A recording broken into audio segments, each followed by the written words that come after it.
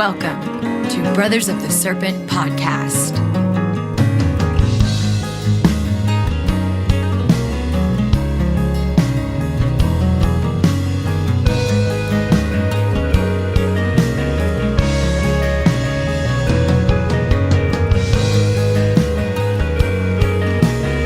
And welcome back, ladies and gentlemen, to what would be season 2 if we did seasons, but we don't do seasons. Yep. It is Brothers of the Serpent podcast. Coming to you, that's right. Season 2, maybe.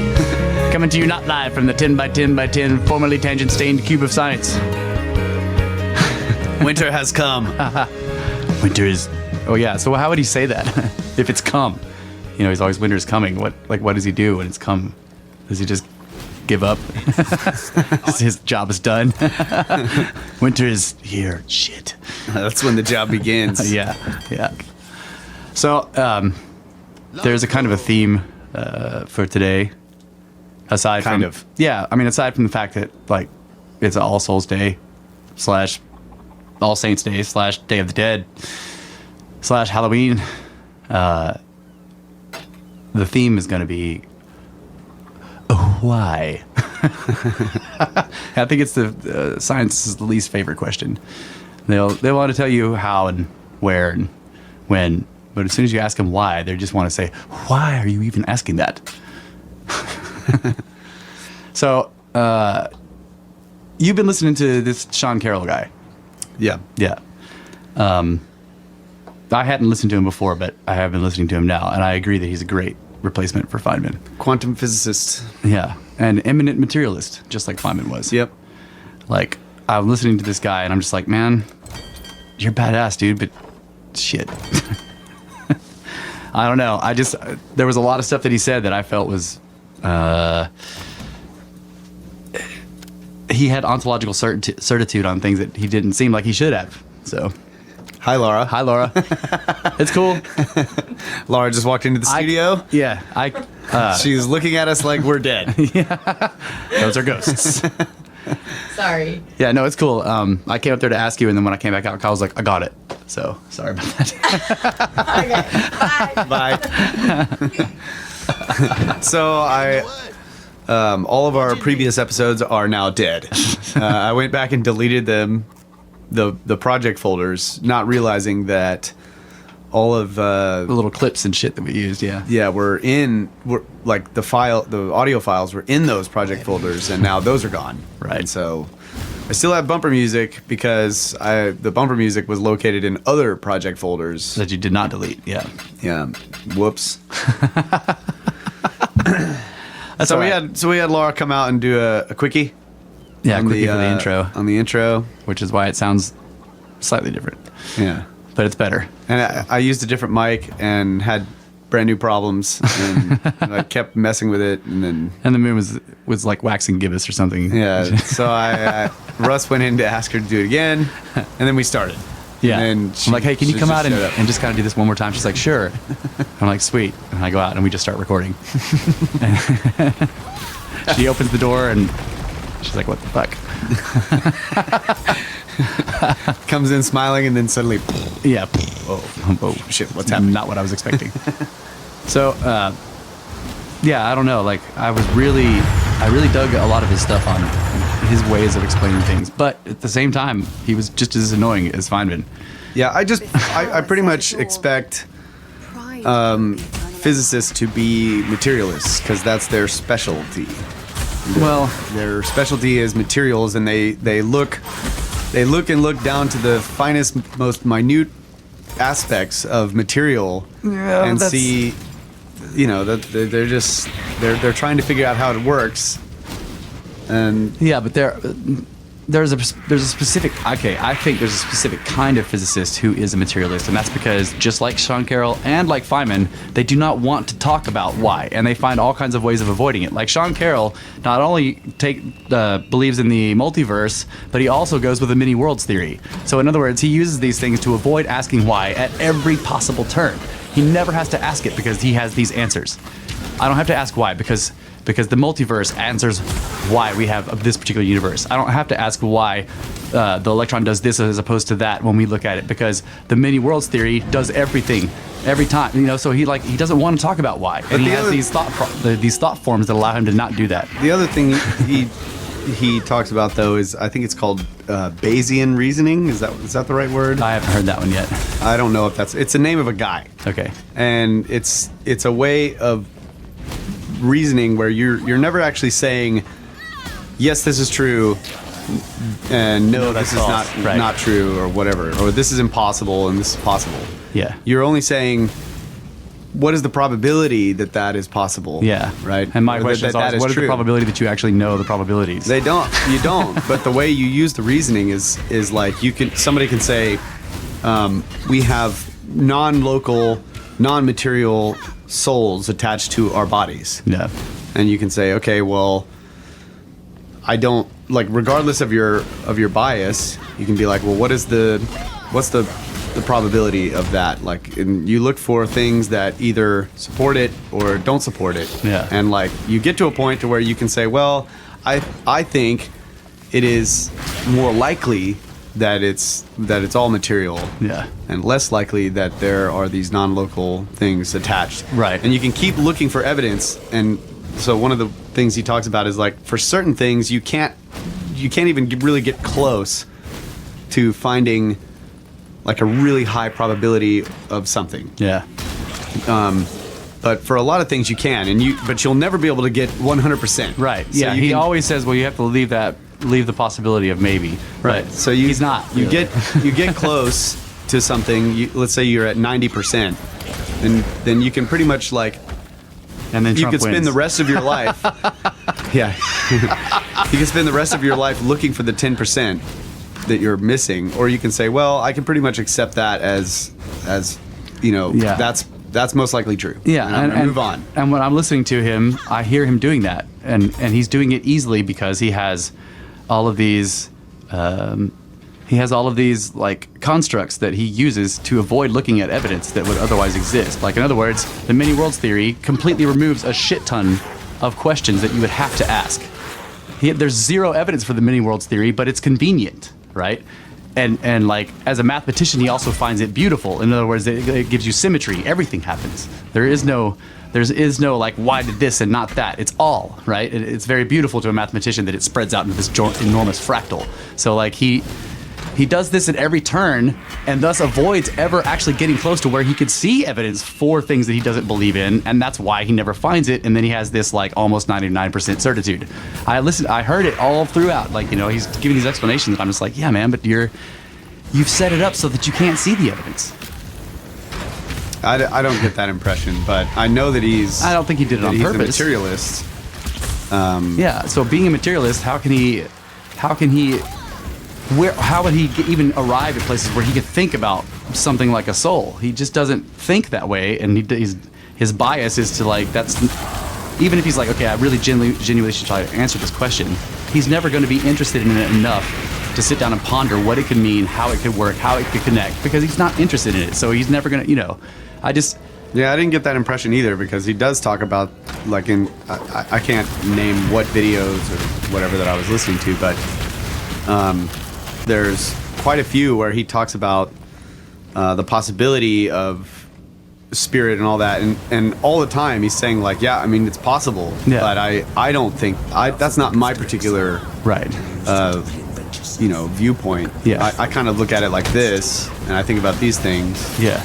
But it is possible. Like, that's kind of the way. He's always said that. He always says you have to leave because we don't know for sure on anything, so you have to leave open the possibility that this may be true.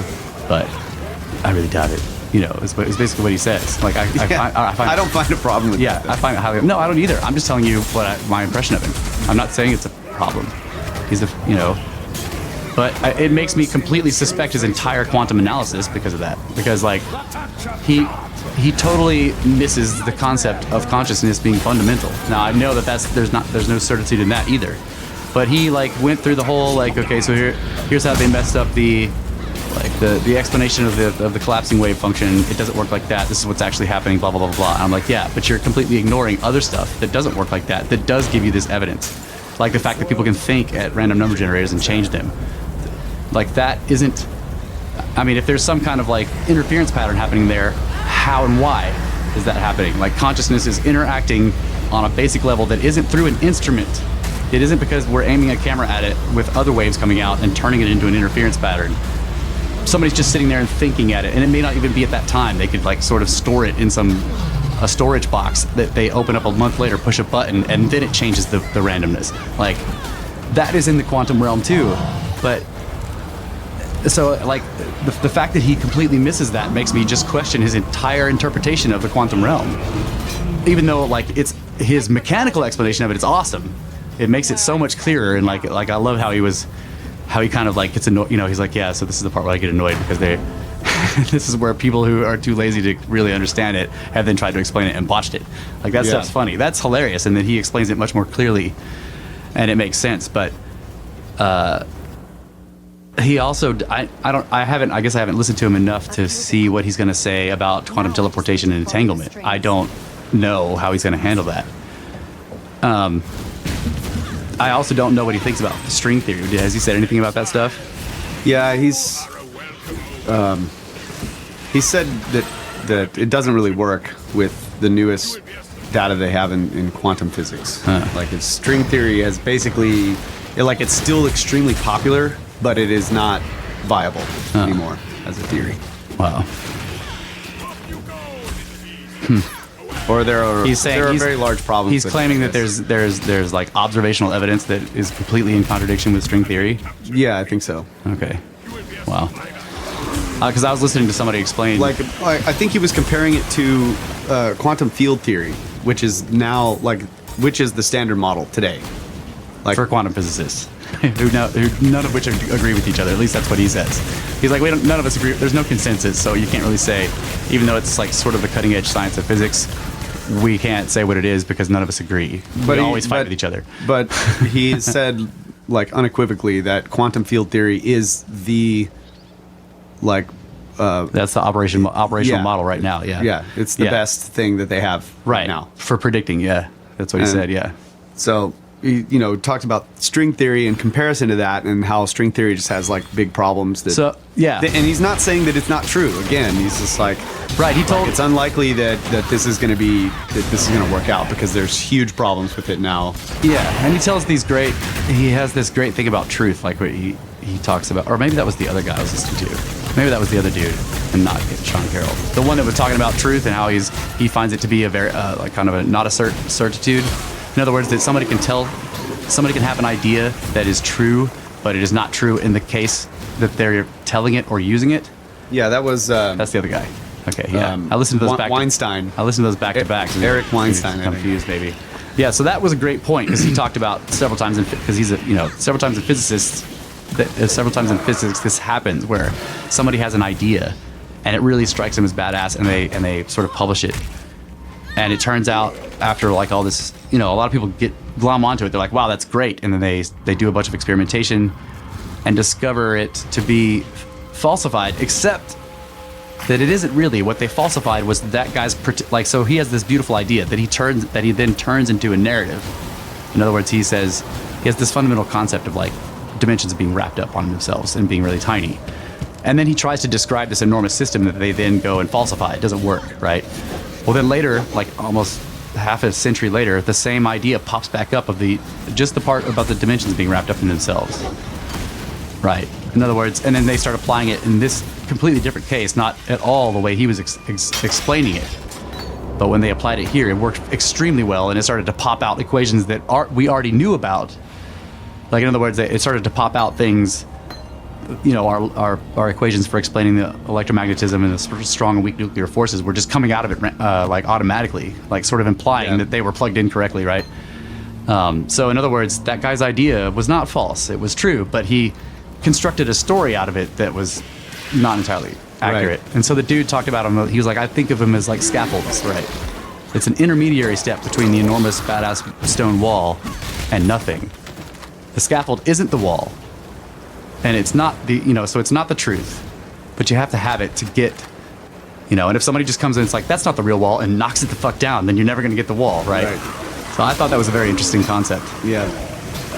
That there's a kind of an totalitarianism of truth that can be destructive, right? And he said that Feynman was guilty of this. Yeah. That was interesting. He's like, Feynman was like, if experiment shows you to be wrong, you're fucking wrong. Right. The example I remember was that he was talking about how he was looking at these particles, and he was like, everything must have an anti-particle or an opposing particle. Right. Symmetry again. Yeah. And so he made the false assumption that I think it was Somebody tried to say the proton and the neutron were. Somebody tried to say that the proton was the anti-particle of the electron. That was the guy, yeah. Yeah, he was like, well, they were like, no, because it's way too. But this was like a long time ago, right. And like he kind of set it up like so that. They discarded the entire. Right. Yeah. The entire premise, but then later they found out that there were all these anti-particles for every particle. Yeah. Turned out to be right. Right. But the way the guy was explaining how this happened was that his version of the story was incorrect, but the actual fundamental aspect of the story was true. Yeah, like I saw it as like he has this fundamental idea of like, wait, every particle, because of symmetry, every particle has an anti-particle.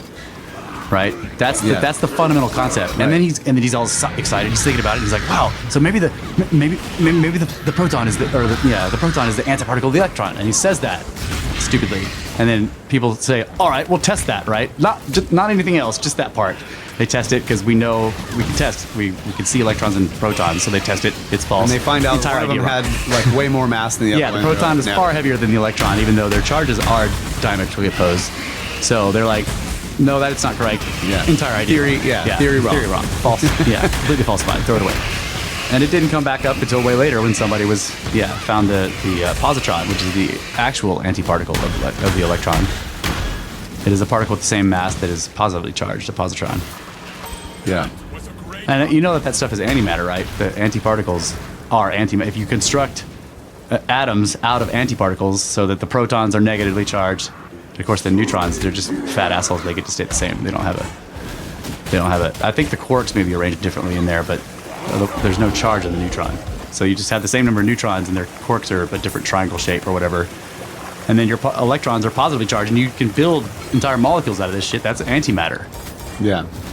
And it's completely opposite. And so if you let them touch, they will annihilate 100%. Yep, they will unwind each other. It is called full energy conversion, and it is incredibly destructive. Yeah. We just need 2 atoms of that shit. Yeah, that's right. That's right. The antibomb. And there's a weird question about that too. Like, there's a whole bunch of. When you dig down into this kind of physics, you find all these fascinating questions. Like, why is there anything? Because, like all things considered, in the Big Bang, an equal amount of matter and antimatter should have been created, which means they should have annihilated each other and left nothing but. In other words, the arrow of entropy should have been very quick and long and fast. Like all of this stuff annihilates, and then you have just nothing but heat waste spreading outwards into nothingness. No mass left, right? And yet somehow all this annihilation takes place, but there's a little bit of what we call matter left, and almost all the antimatter is now gone. So there was a little bit more matter than antimatter generated in the Big Bang. Why? Well, they're like, don't stop asking that question. If elastic universe hypothesis is correct, perhaps then it is that whatever explosion happened in the Big Bang or whatever, it wasn't so much about making matter than resonating fields. Right. And so it doesn't. And I think they're almost saying that too. They don't quite see it fully as that. Because they're talking about the patterns they see. Yeah, so like let's just say that you take a bunch of matter and a bunch of antimatter. Like 2 bowling balls, one made of antimatter, one made of matter, and you go out into empty space and you throw them at each other. Right. And they, quote unquote, completely annihilate. But the explosion is so ridiculously powerful that it actually resonates fields that are no longer, that haven't been moving. Yeah. They haven't been, so like with the Large Hadron Collider. Because they're getting power levels that are so high. Yeah, they've got these really high power levels, and they take these tiny little particles, and which are basically like little pockets of energy, and they smash them together, and that explosion, they get dissonant it's notes. Minute, but it's so powerful that it actually shakes mediums that are sitting still. Yeah. And so they see these, what they think are, or what they thought were new particles, but really they're just resonances in these fields that are really not, loud. Yeah, but they're resonance in fields that were sitting still. They weren't being moved. Okay, yeah. So like the 2 bowling balls hit each other, and the resulting explosion is so powerful that it creates matter, Okay. quote unquote matter, because It creates it directly from the energy of the explosion. yeah, which is the what Big energy Bang of the was supposed to have explosion done, resonates, the ether or whatever, Yeah. various fields in new ways, and so new matter is created. And so if you had an empty universe in these two bowling balls, perhaps you could create a whole brand new system. Yeah, but still, in that situation, you would still want to ask, how do you end up with at the end of everything? Because that sounds like you end up with a cycle of explosions, right? Because you throw the bowling balls together, they have this enormous explosion. Patterns appear in this immense dense energy, and then new matter is created. Some of it's antimatter, and then you have the same cycle again. They annihilate, and it goes back and forth and back and forth. And why do you end up with some dust of matter and not any antimatter left? Like, is it? I guess what I'm thinking is that something will be, or it's possible, I guess, that some of the energy will be sustained. In other words, in the explosion, you're not going to have like the exact same result as what caused the explosion, like two equal parts of completely opposite energy. You take the two, like, in other words, you have the two equal and opposite things, and they result in a net positive because of the It's energy. full energy conversion. Yeah. That's how I think of it. Right. So the full energy conversion of these two equal and opposite things actually result in a net positive result. Okay. So the I see what you mean. I know Yeah, you're yeah. talking. I know what you're saying. Yeah, that there's a net. In other words, I shouldn't say positive. There's you've got something. you have to at run the it. end. You just run everything through E equals MC squared to find out what the energy level is going to be, right? Because on one side of the equation you have E energy, on the other side you have mass times the velocity of light squared. So it doesn't matter whether it's antimatter mass or just regular mass. It's M. Right. So if I have these two bowling balls, M equals the weight, the mass of those two bowling balls. I multiply that mass times the velocity of light squared, and that's what E equals. That's the amount of energy that's going to come pouring out of this explosion. Right. So it's going to be enormous. So right? you could say that if there was no other universe around, and it was just these two bowling balls of matter and antimatter, then let's say briefly, a couple of 100 billion years or whatever, there was a time during this explosion where there was where on the way to high entropy, there was like incredibly complex systems Absolutely. in the explosion. Yeah. And I mean, That's kind of like, also the whether you call it quantum field theory or, and I don't even know. Like, are we explaining all this stuff enough for? I can't even remember now. We like are we just randomly just skip talking? to hour 2 'cause Yeah. we'll probably end up doing the second segment on the same shit.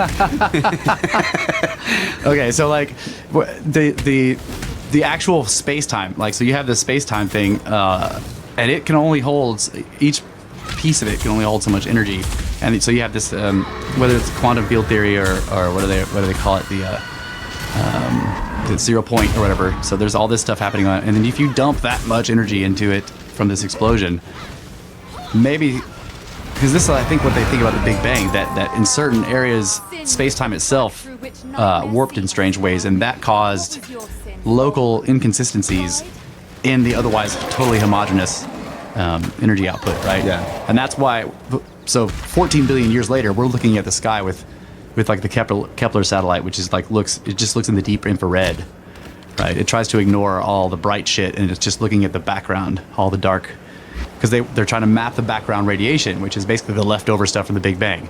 And there's enormous patterns in it that, if you kind of rewind everything back, they started out as something ridiculously small, but it results in this huge. Yeah. Like when bread dough rises, if you put some little patterns in it and then it rises, you have this enormous pattern. Yeah. Or like blowing up a balloon. So they see that stuff. Yeah, or put shaving cream in a vacuum chamber. Little dollop of shaving cream in a vacuum chamber. It's like, bam! You're like, that's universe. Yeah. So okay. So And if you put a piece of little grain of sand on that dollop of shaving cream and then do it, it starts really changing. catastrophic. Yeah. Yep. You really have messed up everybody that has to live in that model. Hell of a little But guy. yeah, I see what you're saying. So, like, I'm trying to visualize what you're saying. Yeah, because I always have to. For me, total energy conversion is almost completely. It's so energetic that it's homogeneous by nature. But if space itself is getting torn and ripped and shit as this is happening, you can see how patterns can begin. yeah, well, and that's what I was going to say too, is that if whatever these fields are, these quantum fields, we don't really know much about their properties other than that things travel at certain speeds in them and whatever. It takes certain amounts of energy to move them. Yeah. You know? So like they may have like at ridiculously high energy levels and ridiculously high compressed areas of ridiculously high energy, they may act in strange. You might rip one. Yeah. For example. Actually, yeah. Yeah, I don't know. So basically you can say that in the center or inside this almost so enormously energetic events that we can't even imagine them, that within them things can happen that can result in enormous patterns later on that can have surprising effects, right? Yeah. That then end up create so if some little thing like that happens in the Big Bang that results in this like tiny heterogeneous piece of the Big Bang, otherwise completely homogeneous, right? There's this little part that's not quite like any of the rest of it. Down when it's still like only a centimeter inside, when the whole universe is like a centimeter across, right? The Big Bang has started, but it hasn't been going very long, like fractions and fractions of a nanosecond. And the whole universe is a centimeter across. Inside that little tiny thing that contains all the fucking energy of everything in the entire universe, there's a little inconsistency. Yeah. And that single tiny fucking inconsistency that is basically a representation of a piece of space-time that can't handle all this energy, right? Yeah. It just can't handle it. So it starts to flap a little bit. As the entire thing expands, that one event can result in why there's some matter left over when all the antimatter is gone, and why that shit begins to spin out into galaxies. In other words, it results in everything that we see. Yeah. That one little fucking tiny error. Yeah. The bad note in the fucking, Yeah. in the initial resonance. So one of the along that, one of the ideas in the Siniverse poem, Yeah. slam poetry poem, Yeah.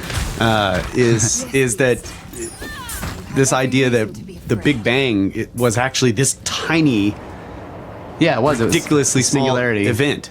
Right, it wasn't like some massive universal explosion. It was just a tiny little inconsistency. Yeah. In a singularity. Right.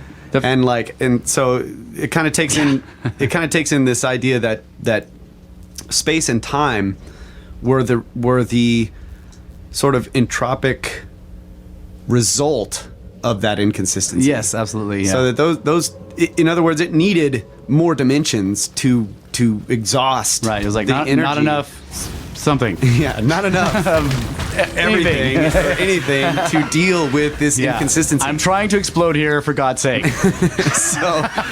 So like I imagine it kind of like what you're saying, where this web, basically the explosion that we look at as the Big Bang was really a 4-dimensional explosion. Yeah. It was. It resulted in space because it needed that. Right. To I follow that model too. That space Exhausted. itself was created along with. So in other words, because they talk about the inflationary event, right? And it's still kind of going on. The space is inflating, but like you start out with no space. There isn't any space, and then suddenly something needs desperately to explode, but it has nowhere to go. Right. So it generates its own explosion area. Right. It's dragging the space along with it. Right, and that's not enough. Right. So Not enough. so it does it for a while. Yeah. Right, and therefore time. Yeah. Right. It's like, so yeah, I can't do this all at once, guys. I can't do it only in 3 dimensions. Right. That's not enough. Yeah. It must take a duration. Yeah. Like I know I just invented those 3 dimensions, but I need another one. I need time to do this. So one of the other ideas in Elastic Universe that we've talked about, we haven't really fleshed this out a whole lot, but that is that there's this idea that space is expanding everywhere. Yeah. Might be the result of, or that maybe not the result of, or I don't know. Another way of looking at correlation, that, yeah. Another way of looking at that is the overall resonant tone of the universe is dropping. Right. So you start out with something extremely tiny and like incredibly high pitched. Basically, if you're gonna think of it in terms of sound, it's like, but then as it expands, it's right?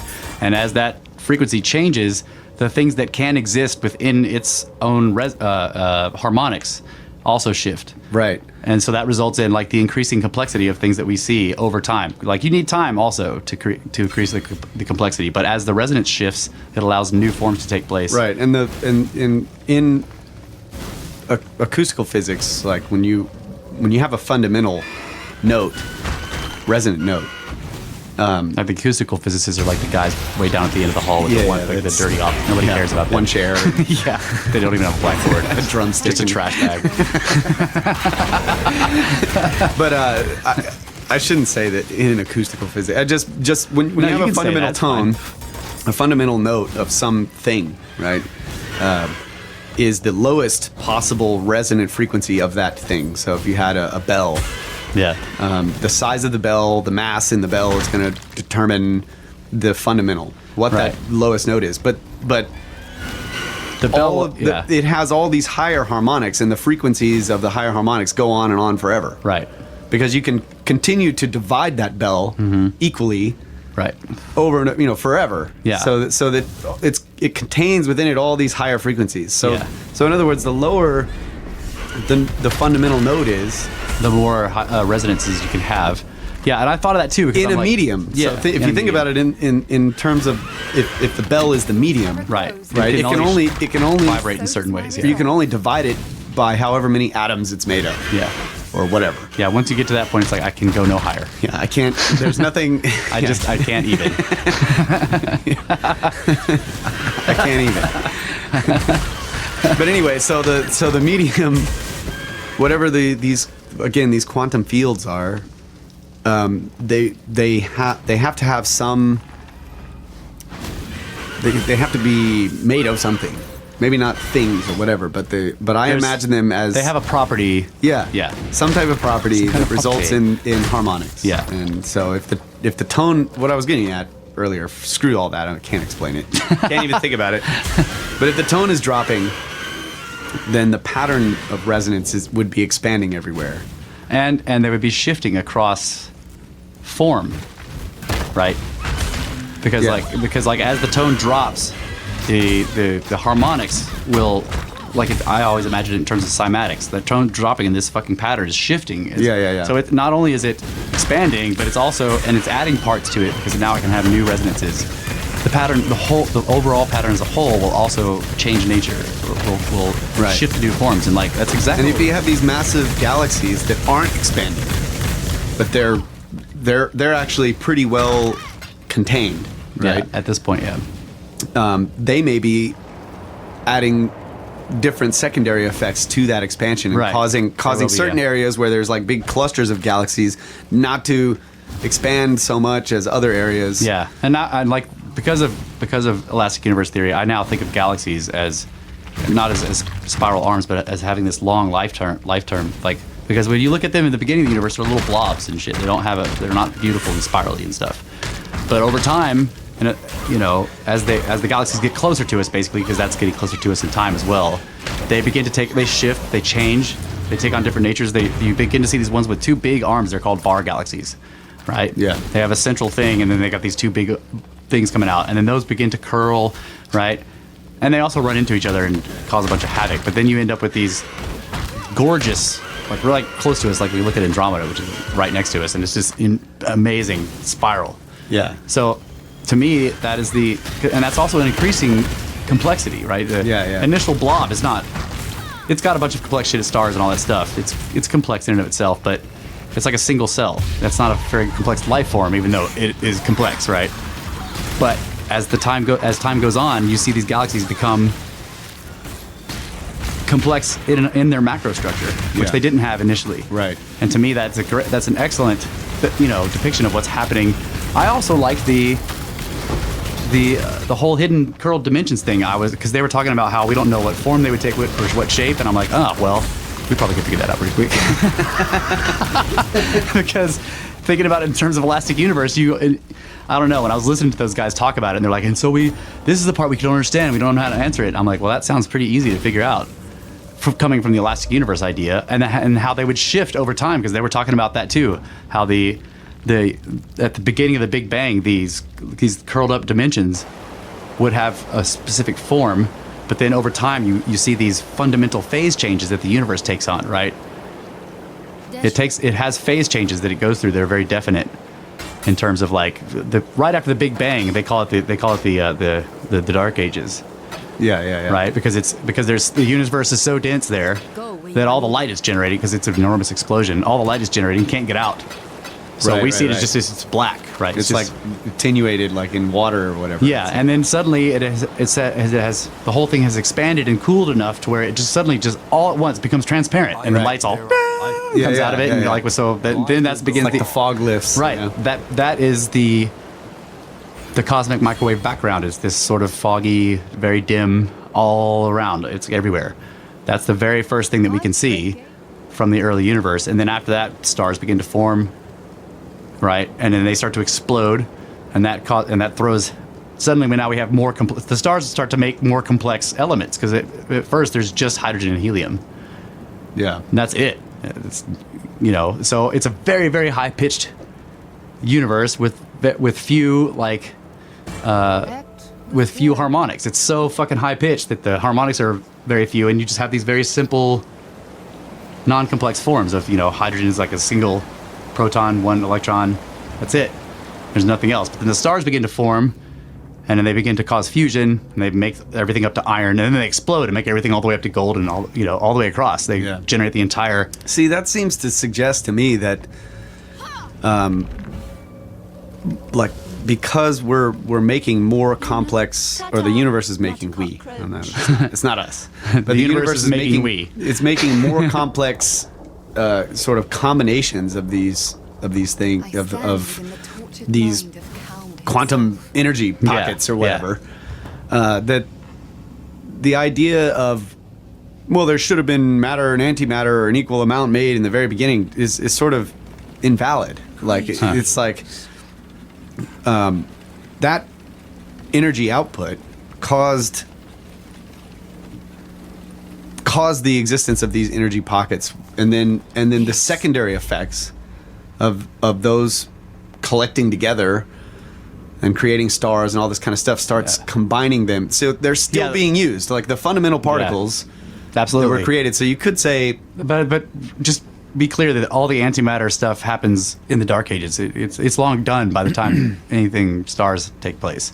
Yeah. Like, it's gone. Like, there's no antimatter left. Unless there might be really terrifying pockets of antimatter out there where, like, one day we fly to it and just annihilate. Yeah. Like, I'm going to land this, Well, I want to make another point about this. Anyway, we got to take a break. We need to take a break. 7 minutes over, which is okay. 7 minutes and 77 seconds. 7 minute abs. Wait a minute. Wait. That was wrong. That's a snake minute.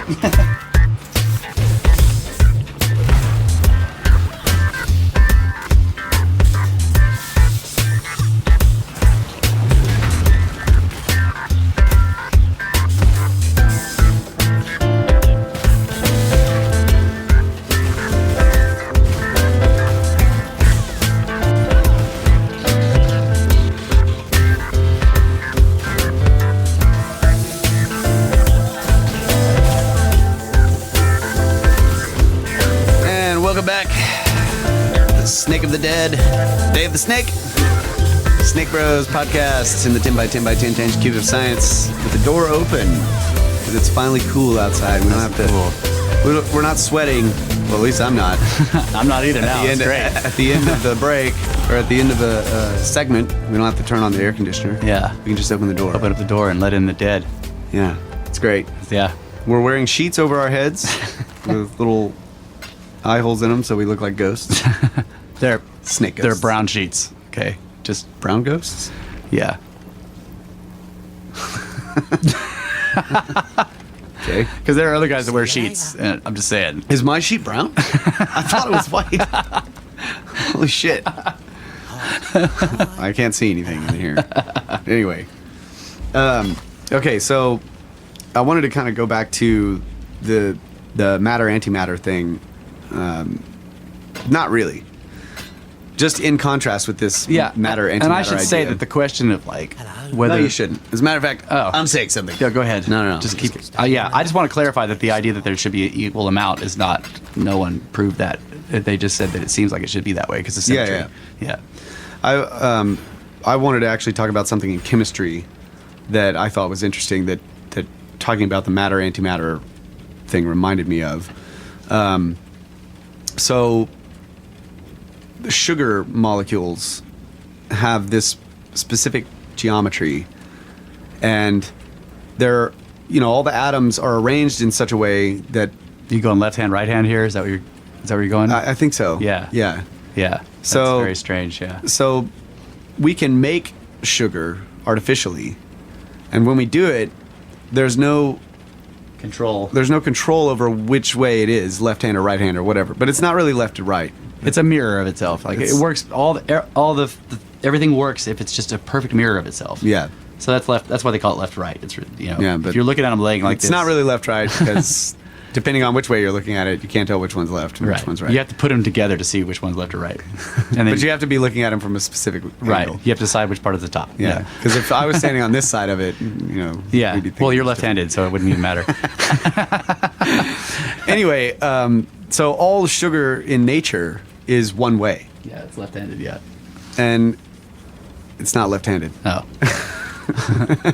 Shit. The only way to determine the difference between left and right is by some freaking Arbitrary center. weird, like, mu meson particle that freaking spins off of a freaking some weird reaction in some kind of decay. Oh, okay. I didn't know that.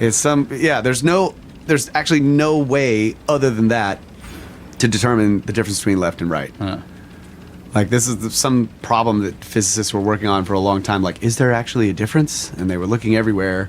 And because depending on your perspective, it changes. And there's no way to... Well, I know if you don't have the other one, it's hard to tell which one you're looking at, right? Like if you've just got the example of what nature's sugar, you don't know which one that is. You see what I'm saying?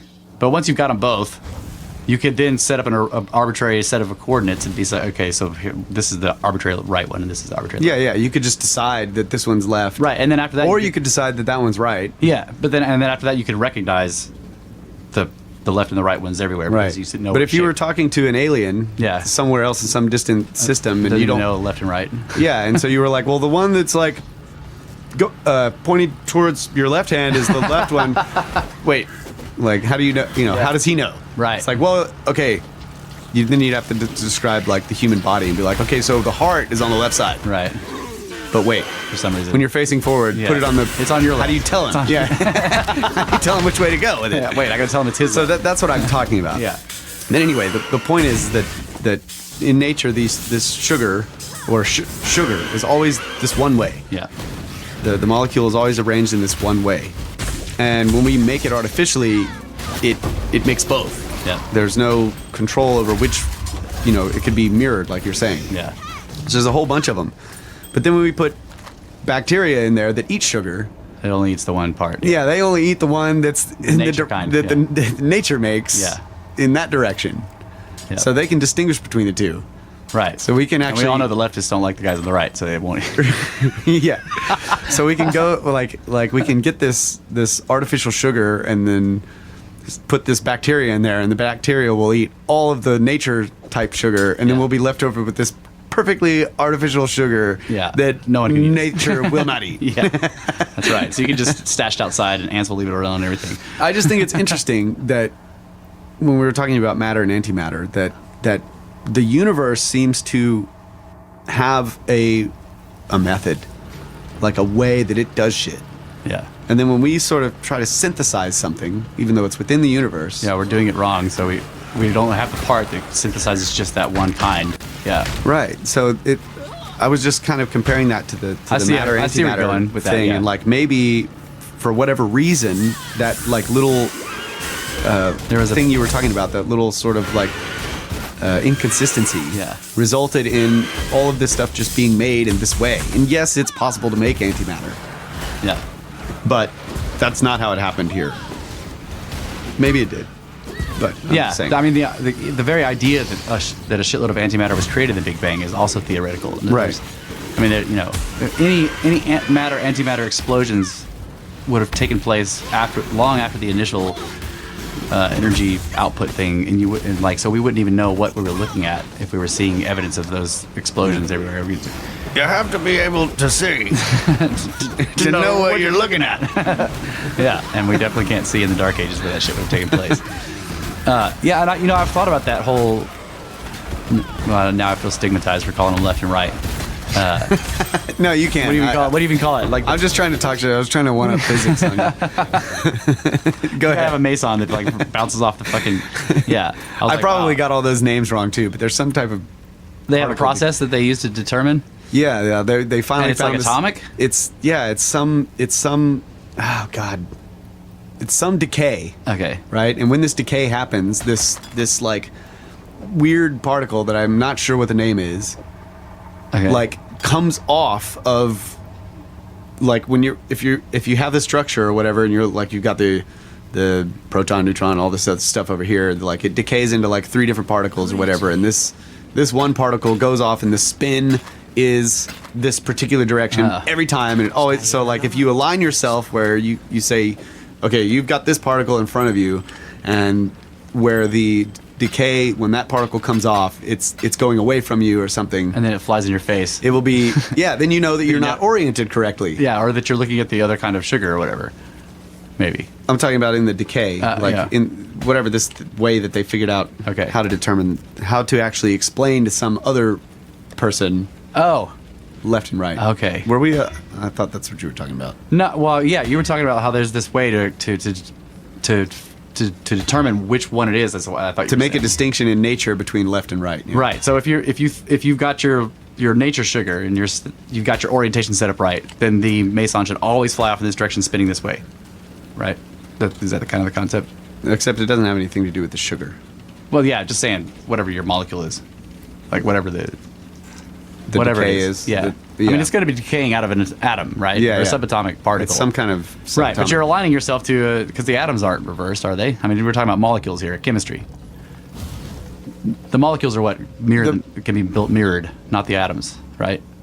Yeah. I was talking about the 2 different sugars are a completely different thing, other than the. Oh, left- you're saying the way to describe left and right, period. Is that yeah, what they're- yeah. Okay. all Had to right. do with some weird like decay. Okay, something beta decay. Okay, yeah. I thought. I can't remember. You're saying they're using that as a construct to explain to some alien life form. Well, here's what we're trying to talk about. Yeah, this is the only way that they can that physics can actually use like the universe to actually make a determination of the difference between left and right. Is this one like beta decay or Okay, something? And yeah. there's this one little thing that comes off of it and has this spin. Yeah. If you're aligned with it in this certain way. Yeah. And that spin is always that way. Right. And you're So- like, so that spin is whatever. Yeah. Okay. I thought that you were saying that this decay will help you determine whether your molecule is to the left or to the right. No, I'm sorry. Okay. It just gives you the concept of left and right, and then you can say, okay, so if it's going this way, then it's okay. Then you can describe Okay, the my alien sugar's which left-handed. sugar is. That's right. Yeah. So first he has to set up the experiment to do this weird freaking beta decay Right. thing. And the alien's like, what the fuck are these aliens talking about? Yeah. And then the thing goes spinning off, and they're like, everything spins. And they're like the whole time. Like, what if their nature was to spin? They wouldn't even know what you're talking about. You know, like what are the aliens that were in that movie? But the idea is that if they could observe Yeah, I know. the same way using the equations and all whatever all Yeah, the stuff. I'm just saying, like a fish in water. How do you explain the water to a fish? Like, I'm Yeah. thirsty. What do you tell him you need? He's a fish. You're like, I need water. He's like, what are you talking about? What's water? It's all around you. Oh my God, not one of these. So if the alien's nature was to always rotate, he wouldn't fucking know what you're talking about when you're saying this thing comes out rotating. Of course it is. Well, if he was rotating, then he would be looking at it, and then he wouldn't. And then Well, he'd he be would looking have. at He it has again. eyes all the way around. He So has he should radial. still be able to see it spinning. He has radial symmetry, like, you know. That's what I was saying. Those aliens in that movie that everybody was raving about for a while there. It's called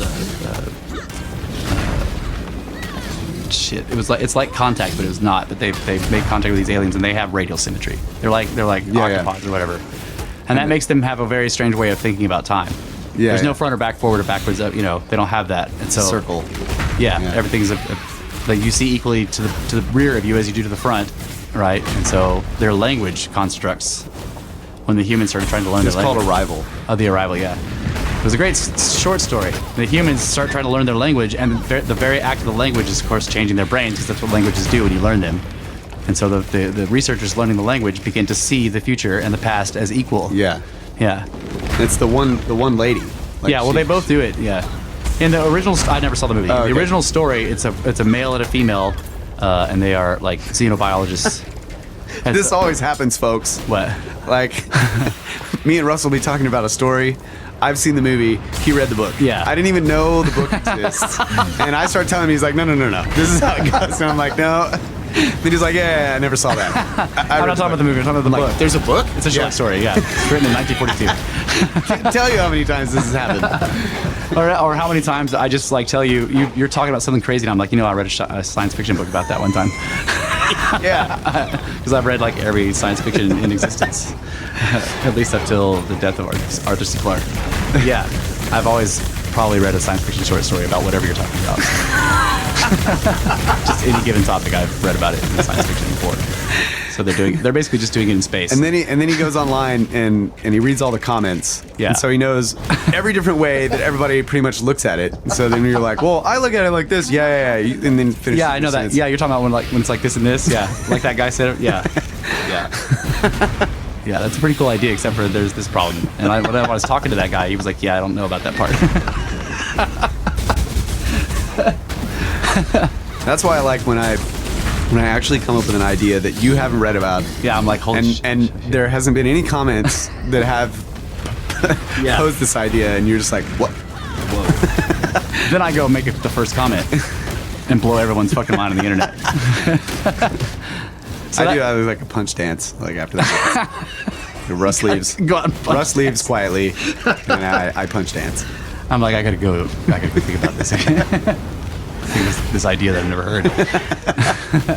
I haven't encountered one of those in years. So, but this leads to the away from the physics into the why. Like we were talking about this. We took this kind of like unplanned long break, and like it. So during that time, I kept thinking that maybe we'll be doing the podcast this week or maybe the next one. So I kept planning stuff out, and then that didn't happen. And so like at one point I watched an enormous number of TED Talks. I watched one. I was like, that was badass.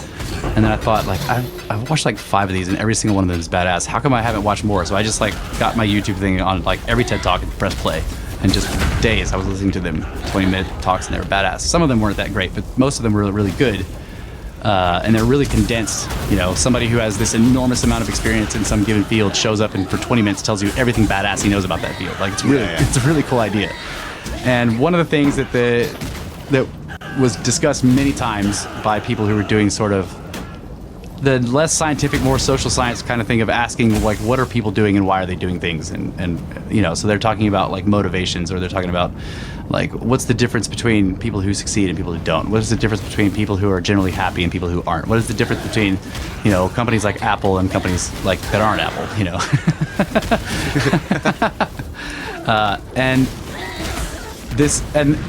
there was this sort of consensus between these people about motivation and about the way you approach things.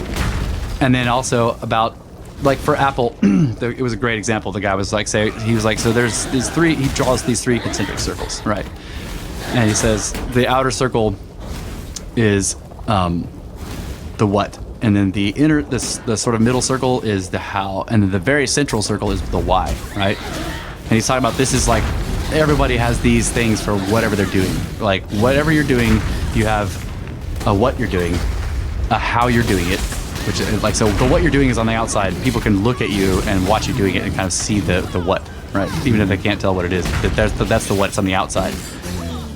Like more occulted by the what is the how you're doing things, because you may have to have that explained, even though they're doing it right in front of you. It's not clear. But the why is totally occulted. It's completely hidden. It's in the center of the person that's doing it, right? Or the center of the company that's doing it. And that's the one that's the least often explained, because people don't approach that. So he was like, so almost every advertising you see for any given thing, and he's talking about tech in general. So he's like, so you'll see an advertisement for a car company or for a new technology, and they say, look at our technology. this is the what. Here's our technology and blah, blah, blah, blah. And then they say, it'll do these things for you, and this is how we put it together. Don't you want to buy one? Right? And you're like, that could be effective. But what Apple does is say, they start with the why, right? They're like, we want to think differently. We want to make beautiful things that you want to take with you everywhere, and we want to change the world with them. And here's how we're going to do that. And here's what we're doing. Don't you want to buy these? And you're like, fuck yes, So he was basically saying this changed his whole world, and the way he looks at everything. Like he also talked about Martin Luther King. He asked the question of how is it that 250,000 people showed up they were in the right place at the right time for the I Have a Dream speech, the most famous one he gave in the Washington Mall. When that was before social networking, this is like these people did not have access to newspapers and there was no advertising, and yet 250,000 people showed up, right? And he just kind of walked out there, and there was no event planner. Like, how did this happen? And he was suggesting that it was because when you explain the why, you get people on your side because they see what you're doing and they now have the why. And the why is always what motivates us, right? The what doesn't motivate you. I mean, it may in an abstract sense, like you're thinking, once I build this thing, I'll have the what. I'll have this thing. It's cool. But having the what is not the. But it's still a function of why. Like right. Having the what is also a function of how. You've got to figure out how, right? Yeah. So the way people do things is they have the why first. So your internal motivations always start with the why, even if you don't realize it. Yeah. The why is in there, And so you move immediately to the how. How am I going to do this thing that I'm driven to do? And then you end up with the what, right? Right. So we all do everything from that inner circle outward, and yet most of our communications with people, trying to sort of get people involved or get people interested or whatever, starts from the outside in, because we think of the way they're looking at it. And you say, so here's what I'm doing, here's how I'm doing it. Yeah. Right? And you don't approach the why. And so they may be interested, but it's an abstract interest. They don't have the why inside them. In other words, but if you do give them the why, they suddenly have, at least in part, your same motivations. And they're driven a little bit, just like you. So the reason all those people showed up on the Washington Mall for that speech is because they did the advertising themselves. Yes. They had heard his whys in his other speeches, and now they were like him, going out and giving mini speeches to everybody that they knew. They were like, oh my God. And they're telling people, and they're getting them involved. And so there was just this enormous why motivation to show up there that was like grassroots, because it didn't have to have a central control. But it was because and the guy was like, it's because he said, I have a dream, not I have a plan. Yeah. Right? So he imparts the dream, you can impart the plan. You get up there to your corporate director or whatever, and you're like, okay, so here's that plan, we're gonna blah, blah, blah, but that doesn't motivate people. Yeah. But if you get up there and you say, and this is what always happens, you see these movies, the war movies, and before the major battle, the general dude gets up there and he starts walking back and forth, he starts shouting and banging his palm into his hand, and he's giving them the why, right? That's what that speech is. It's the why speech. It's the women and children back home. It's the everything you trained for. It's the to protect your brothers in arms. In other words, he's giving them the why they're going to go out there and get shot at and keep doing it. If he got up there and he was like, so we need to check all our equipment, and and then he gives them the whole plan. Like, that's not going to motivate him. That's not going to keep that guy from pissing his pants. But you get up there and he always gives this enormously motivating speech, and it's always about why we're doing this. Yeah. So that was really awesome to me, that whole thing. Because I was like, here's how you start a cult. Not really. Cults are usually have like fraudsters at their center. But anyway, I thought it would be cool to kind of do that with this. Like, why are we doing Brothers of the Serpent? Why are we doing this? Yeah. So, what's the time here? Now I'm confused. I don't know. Yeah, I forgot to start the timer. I don't know what that clock means. And so we got about 7 minutes. Okay. So you want to roll off on some whys? We can switch back and forth. Yeah. I just gave this enormous monologue, so now it's your turn. All right, enormous monologue. 7-minute monologue. Here it comes. I would just, before I get into this, like to say that I think that's badass. And while you're talking about all that, I'm applying the idea of communicating The why. the why in a lot of these things that I do. Like I'm also a musician and have a band and I make music to be published. Right. Why am I doing that? Yeah. And I mean, you get people to follow you because they have their own motivations because they think you're badass, they think your music's great or whatever. But if you can give them some of your motivation, Yeah, that's what I was thinking. then they're really on your fucking side. Like I've always dealt with the what. Yeah. And I don't And even the how. I don't even really go into the how. You're like, you should know this. Get It's out. like we've talked about like, well, we should do, sort of documentary footage of us in the studio. That would be the how. Okay. Like, how are we doing all this? Or like, I was thinking how in terms of musically, you're like, you'll sit down with somebody and be like, okay, so here's how I want this to go, and here's how I want With this. the band, Yeah, but I'm talking about with the people that we're publishing the music Oh, okay, gotcha. for just whoever, Right. the world, Yeah, putting it on the internet for Yeah. anyone to download, I see. and never Like the why with it. like don't ever communicate why. Yeah. And like even like I did some I put my music on a website where the music was available in a search engine for people that make movies, and they can search it and then they can basically license the music to put in their movies, and they wanted descriptions of the songs, like what they were about and all that kind of stuff. And I kind of did that. Like I wrote Yeah, I remember that. sort of why this song, Yeah. but What? You wrote like a little bit of what this Yeah, song yeah. and then why, yeah. yeah, but not in general. Yeah. Why do I make music? Right. And so anyway, while you were saying that, I was just like, dude, I need to do that because I can immediately see in your explanation, thinking about your explanation, that is exactly what would get me motivated to join someone or Right. Yeah. I mean, sometimes like, watching somebody like kiteboarding and I'm like, I already know the why. Yeah. Like, that's fucking awesome. Yeah, well, maybe. Yeah. Yeah. Oh, because it's fucking awesome. It just Yeah. looks fucking awesome. I was And like, like, well, I kiteboard because I found out I could slice sharks. yeah, well, wow. Right. Now you know the why. It just looks like badass to do. Yeah. But I mean, they're like what you were talking about with Apple or whatever, or sort of in your description of somebody actually doing something in front of you, like especially if it's art. Yeah. You can see the what, sort of. And you can see the how Kind a little of, bit, yeah. like how they're carving something Yeah. or whatever, but why are they carving it? Right. So that's really, in music, like what's been really motivating me is why am I doing this? And this is something I've been thinking about for the past year or two, like very deeply. Yeah. Like, why am I making music? Yeah. And it's even led to like new songs and new lyrics because realizing like why actually is aligning with why I'm doing this podcast. Right. And I think this podcast has also made me realize,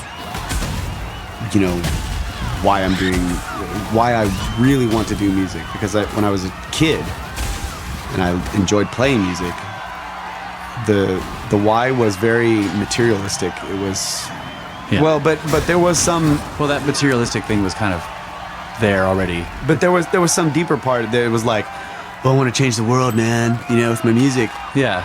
But How? But, and yeah. why? Like, what is it about the music that's going to do anything? And Yeah. I realized at some point that like that's dumb. Like, also it's kind of clear. Well, I don't know, but I would say that it's clear to me that before you had even thought about any of that shit, so you didn't know that there was a material thing possible from this, or even like a change the when I world was thing. really You're still young. doing it. Like in Yeah, other yeah. words, there's a deeper why that has existed from the start. that's true. Yeah. And that I can just say that I got great enjoyment from Yes. the beauty of it. Right. But later, like when I formed my first band, I was like, fuck yeah, kick ass, like Yeah. become one of these rock stars that I think are badass. Right. And then some weird sort of not really fleshed out idea that like somehow my music is like going to be important in some way. Right. That I later realized, like, no. It's going to be Wild Stallion-esque. Change the whole future into a different thing. It's just like, it's just, I'm just like writing these little songs about shit that I experience in my life. And I wasn't really looking at it in terms of art. It was really like what you and I do in this podcast, and thinking about history, humanity and history, like, in the universe and all of these things, that made me realize why I do art. Yeah. And I think for me, why do art is no longer because it makes me feel good and, like, you know, because I'm creating something badass that maybe other people will like. It's not about that anymore. It's about continuing or I guess creating something, and for lack of a better phrase, setting it in stone, like putting something down that actually has relevance to humanity in general and our time. Yeah. And You're then constructing something timeless. I'm trying to. Yeah. And I've talked about this a little bit, but it was really this. Also, there's kind of I've been thinking about this recently too. Like, there's something in alchemy in art. Like, there's this, like, you know, the common sort of meme of the suffering. You know, the artist is always disturbed somehow, right? He goes into his studio and he's like, rah, rah, and he fucking makes his art. So there's an alchemy there of taking sadness and turning it into a flower or something. Yeah. You know, you take these negative things. I mean, they don't have to be negative. I'm just using the meme, but you take these things and you convert them into something beautiful. Or horrifying, or whatever, you know. But see, that's what doing music has always done for me, personally, is that I can have something that I'm upset about. Yeah. And if I write a song about it, it's like, bam, I'm done. Yeah. Like it fixes it. Turns that. Baby, I miss you. It's so cathartic. It's like it fixes it in my head somehow. Like, I'm okay with it, you know. Yeah. Just, You've expressed deal it. with it. Yeah. But so with the podcast, like there was an initial sort of surface reason why I wanted to start. Because I was like, we're going to fucking do this now. You're like, okay, Jesus Christ. No, Yeah, I know. It was kind of like that. We were talking about how we need to get into this now because there's other people that are doing it, and they're getting together with each other, and we want to be involved in those circles of people looking into the ancient past and maybe get on board with some of them because we respect them and like their material. Yeah. And we feel like we have something to offer, and that was something you had told me. I mean, we already do offer it. They just don't know. I mean, like, you know, I'm so involved in this stuff online that, like, you go to any website or any forum that deals with this stuff, and I'm in there somewhere. You can find me in there talking to people. Yeah. And so, like, I'm heavily involved in Graham Hancock's website. Like, right now, I've got an enormous amount of posts that I have to answer because people are flipping out about the cartlets thing that I put on there. I mean, like, I see the whole long that list. I was like, oh my god, I don't even have time to look at that. But yeah, so we do contribute because I have noticed how the things that we have thought of in our discussions, how people receive that. Because I'll go and type it out and be like, so what about this? And they're just they are really receptive to it, and a lot of times it's not anything anybody's thought before. Because you know, and that's what I was saying. Like, just to kick this whole thing off, this whole topic is that the original. I would say this is more a surface why. The deeper why was there long before. Yeah. But the surface why was like, we need to actually start putting something down, set in stone, recorded, that we can publish, so that we can get involved in a new way with these other people who are doing a similar thing with podcasts, and join that community. Community. Yeah. And so I'm gonna stop there because we're needed to take a break, but we can get into the keep going on the better, deeper levels afterwards. More why of the snakes. Snake wise. Snake wise. W-I-S-E.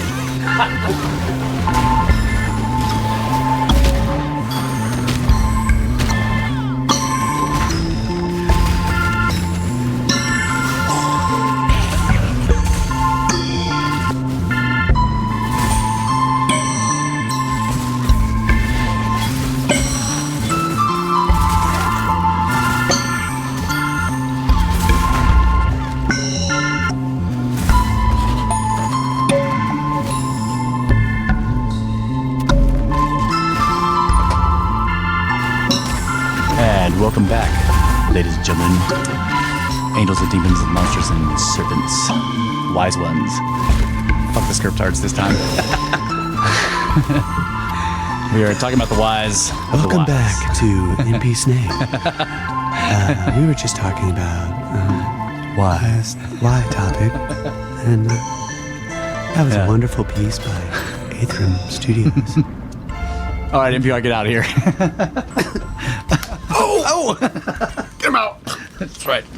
Throw him into the steak pit. That was gross. Who the hell was that guy? I don't know. So,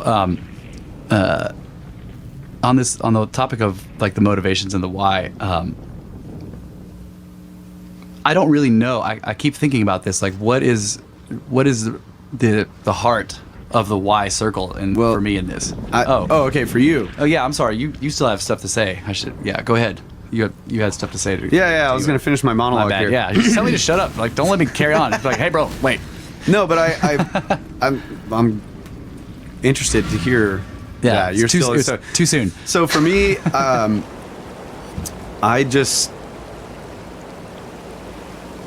don't know how else to describe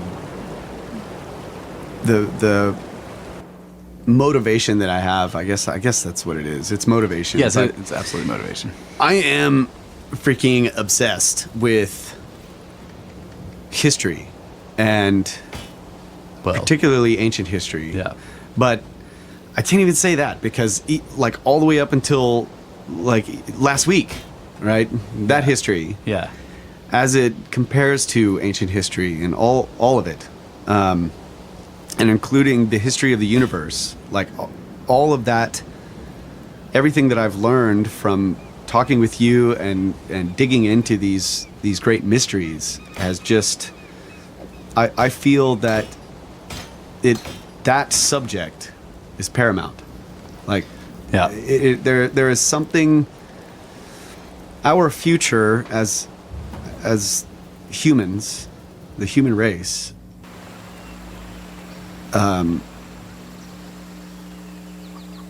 don't know how to describe this. Like, I feel like it is paramount to our future as humans to know what is going on here. Yeah. And these discussions that you and I have had for years on that topic and on trying to figure out how the universe works, on top of that, has inspired me in so many ways, and I have a desire to share it, just like Martin Luther King with his "I have a dream" speech. Yeah, like he had a dream, and he wanted to share it. Yeah. And I feel the exact same way, and I've felt the same way with my music too. But I didn't really understand the why as deeply as I do now because of these conversations that we've had over many, many years about really who we are and what we are doing here. And it's fascinating to look at these great mysteries in the universe and in human history to help kind of, like you put it the other day, put these pieces of this grand puzzle together. Yeah.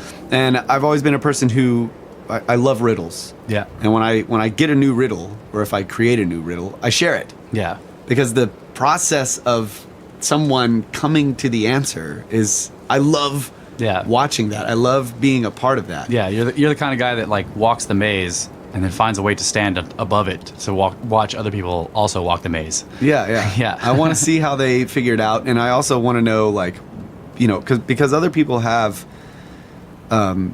their own way of looking at things, and it's like so many times you can be describing something you've been thinking about for forever to somebody, and they're just like, blah blah, and you're like, holy shit! Yeah, did not think of that. Yep. And that's great. But if removing all of that, if there was just like without the podcast, if I could have imagined a way to just share all of these conversations that have like continue to blow my mind for years and like excite me about the world that we live in and about humanity and about our past and about our future. really like they motivate these conversations, and the things that we've learned and discovered together have motivated me in every aspect of my life. Yeah. And it's not only just to like kick ass, but it's like in every aspect. Like what I do at work as a farmer, I am like, from day one we were like, so this is what ancient people did, Yeah. About grapes. time we learned it. Yeah, grapes and olives. That's okay.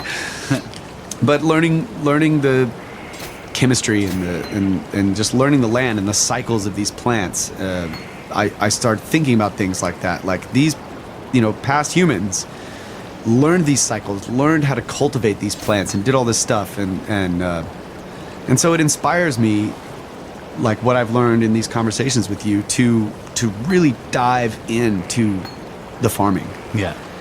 Just full on all the way. Like I want to know everything. And every time I learn something new, I'm like, ha! And it's like, ugh, Yeah. I love it. With my music, it's the same way. Like discovering what ancient peoples did with their art, and that they used a beautiful form of art in architecture, and they put mathematics into their art forms, and all of these things about the universe that they had discovered, they put it in a building out of the stone that they put together. Made me realize, like, that's how I should approach music. Right. The way they incorporated these fundamental cycles of our solar system into sort of like verses of text. I'm like, holy shit, that's how I need to approach lyrics. Right. And it's not because I want to copy them. I do want to copy them, but what they're doing, I don't want to. You're doing it. You're finding out how to do it in harmony. Yeah, I want to do it because it's a way to preserve the things that we have achieved as a human race. But it's also like, if you do it, this is why I think they were doing it. It's preservative, but it's also, this is the right way, because this is how the universe is doing it. If you also do it that way, it harmonizes with the whole universe. Yeah, and it teaches you. It also, as you do it, if you attempt to do it, it teaches you things. Absolutely, Like, so if you're carving a piece of wood, or you're trying to make something out of a piece of wood, and you're thinking about things like the golden ratio in the proportions, then you begin to like see very interesting things. Like, for example, I'm just making this up, but like the rings of the tree, as you're carving into the side of it, trying to make this sort of golden ratio curve. Could like make this badass pattern coming out of it that looks like, you know what I'm saying? It's stuff like that I've found when every time I'm building something, I'm always thinking about these, sacred geometry aspects of it, and it always turns out badass. Yeah, you came up to me and you showed me something you were carving for Soul, like some car. Yeah. And you were like, and I used the golden ratio on it. And I was like, oh, well, that's why it looks right. Yeah, it looks like a car. Yeah, and it was still half complete. And I was like, why does it look exactly like a fucking car? Like, everything's in the right spot. It was, normally when people are making something, you can see like, okay, the tire's a little off, or something's wrong. But it was just like, wow, it looks right. And then when you said that, I was like, oh, well, that's why. Like, it's almost like cheating. You don't even have to try to put the things in the right place. They just go. Yeah. there. So I made him a set of blocks. And all the blocks I cut to the golden ratio. So their proportions and how their width to their length. Yeah. Were a golden ratio. He's gonna build something in that thing one day. It's just gonna like open a portal. Yeah. So I used it like a puzzle piece, because every block is the same size, and I made 30. What did I make? 33. 36 of them. 36. And it made a perfect rectangle. Yeah. Right. When you put all the blocks together in the rectangle, it's also the golden ratio. Right. So it has to be. Yeah. So I started like building all these structures out of the blocks, based on their own geometry, and it's like it's intrinsic. All these structures, like you can build this structure over and over, and it looks freaking kick-ass. Yeah. Then I started discovering that I could teach him proportion using the blocks, because I can make a rectangle. Yeah. And then I can hold one of the blocks and stand up and hold that block in front of me and look down and see it perfectly covers that rectangle. Exactly. Yeah.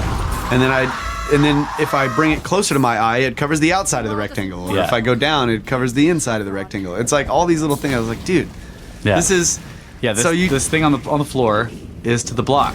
they're the same. Right. This block has the same proportions as that thing, and it was made of these blocks. That's right. Yeah. And it's like all of these things I've discovered playing with these blocks that he's not really old enough to really discover those things yet. But it doesn't matter. Yeah. I'm like, it's so He's I immersive. learn all of this stuff from just using these things. So that's the kind of stuff that's what I mean when I say these conversations and the things that we have learned together and this whole journey has inspired me in every aspect of the things that I'm interested in my life. In every way, I'm always like comparing or thinking about these things in reference to what I'm doing.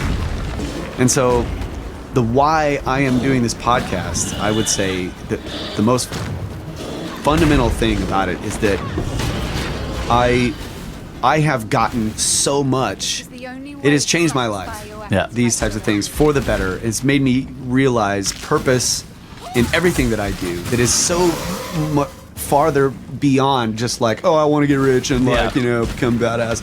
It's like It goes even beyond existential in the sense it's like, I know what you're talking about. yeah, so like for example, when I record a song, I'm not thinking like, I hope this song becomes a hit. Yeah. What I think is, in terms of wanting a song to become a hit, it doesn't need to be a hit. Yeah. Now. Right. It could be a hit if it was known 1,000 years from now, discovered 1,000 Yeah. years from now. That's what I think about. Like, Right. is this song worthy of being preserved Yeah. far beyond my death? Right. Because of the information and the beauty of it. Yeah. Or is it something that like may be accidentally preserved far beyond your death, and then if it's rediscovered by somebody, will they learn something? will they then propagate it because they're like, oh my god. Not only that, but Yeah. would they if they translated teach the them something, language, yeah. would it teach them something about the universe? Would it teach them something fundamental? Yeah. And I love that idea. And Because- I'm not trying to say that I'm doing that. Yeah. I hope that I can. It drives me. That's what I'm saying. And so the fundamental why is that I want to share this that has inspired every aspect of my life with everyone and put it on the internet and have it be available and hope that Yeah. that people listen to it and get out of it the why that I have. Right. Because it's freaking awesome. Yeah. I love it. Sharing the why. That's really meta because that's what you're doing right now too. Yeah, exactly. You're like, here's the why. I Inside want the to do why, this inside because the I want to tell you about the why. But I didn't. Until you brought this up the other day, I didn't think about it in those terms. But there's always this level of excitement when we discuss these things, Yeah. and it's also cool. Like, fuck yeah, we're finally doing this podcast where Yeah. we're actually recording it and putting it out there in the ether. Yeah. And so there was this excitement. But until you brought it up, I hadn't really focused on why am I excited about that. Right. And that is the answer, because I hope that I could be the seed that inspires somebody else to just like dive into this shit and discover things for themselves, because it's so motivating in every aspect of life. Yeah. You truly understand. That's cool. I have some of that too. But otherwise, we're gonna get hit by like a massive rock from outer space, and we're all gonna die. Right. So Right. So somebody's got to say this shit. we're doomed. Yeah. That's actually kind of. I have a hard time with my why because, like, I think all of those things that you just said, like, I'm gonna do this is kind of like this conversation we had reversed, right? Everything you just said, I agree with, but right? We had this conversation a couple of nights ago, right? Except I went first, and then you came second. And I'm like, yeah. So everything you just said, I totally agree with it, but there's this other thing. That's exactly what happened. Yeah. And I've been thinking about it a lot because I was not really able to communicate. I mean, I tried like 3 or 4 different ways of getting at it. And as I was saying the things I was saying to you then, some of them were new to me as I was saying them. Like they were being created. Like I was having the realizations as I was talking. I was like, wow, that's really cool. I call that fleshing it out. Yeah, but it was still not what I was trying to get at. And then I would try again, and then I'd be like, wow, that's also really cool, but it's still not it. And then I remembered episode 2. That's kind of like, it's like almost like I kind of did then. Like at the very end of episode 2, out of nowhere, I just announced that I've had this recurring dream about the Pillars of Enoch. And what I was doing there was explaining in some because we had just finished this enormous podcast full of all these tangents about ancient weird shit. And the Pillars of Enoch are a sort of symbol of ancient knowledge, but specifically ancient knowledge that if you discover these pillars, it will be given to you. Like, in other words, the discovery of the Pillars of Enoch symbolically is the acquisition of all this ancient knowledge. Okay. So You had no idea. I still have this dream. And like it's affecting me to the point now where, like, you know, this is going to sound really strange, but this is affecting me to the point now where I will be considering, I try not to do this in public, but I will be considering like something just amazing from the distant past. And I have these glimpses of the potential of the people that did these things, right? And I can't even stand. Like I literally have to sit down, and I'll start crying. Like it's really, I've never had anything like this happen to me before. I don't know why it's so powerful to me. It's emotional on some kind of fundamental level. But the emotion that's happening is like this incredibly deep sense of loss. But there's also this kernel of like, fuck you in there. Like there's this anger. Because, you know, so at first, when it was first beginning to happening, I was noticing the anger more. I was like, what is that? What is that? Like, I would feel frustrated, right? Like this, like I would, even though there was this deep sense of loss, at first I could only pay attention to the anger. Like there was this sense of like, God damn it, right? Now it's still there, but I've now noticed how small it is because I've allowed myself to sort of pay attention to the grief. Okay, because I started to question that, like, what is this do? Where is this coming from? Is my question. Like, what's going on here? And for a while, I was associating it with the dreams because in the dreams, I feel this grief. I have this enormous. I see the pillars. I can somehow read them, but it's not really reading. When I see them, I suddenly remember. It's more like remembering, and I just know all of this shit. I know the entire history of the human race and all this amazing shit that's happened, but it's been continuously destroyed and smashed.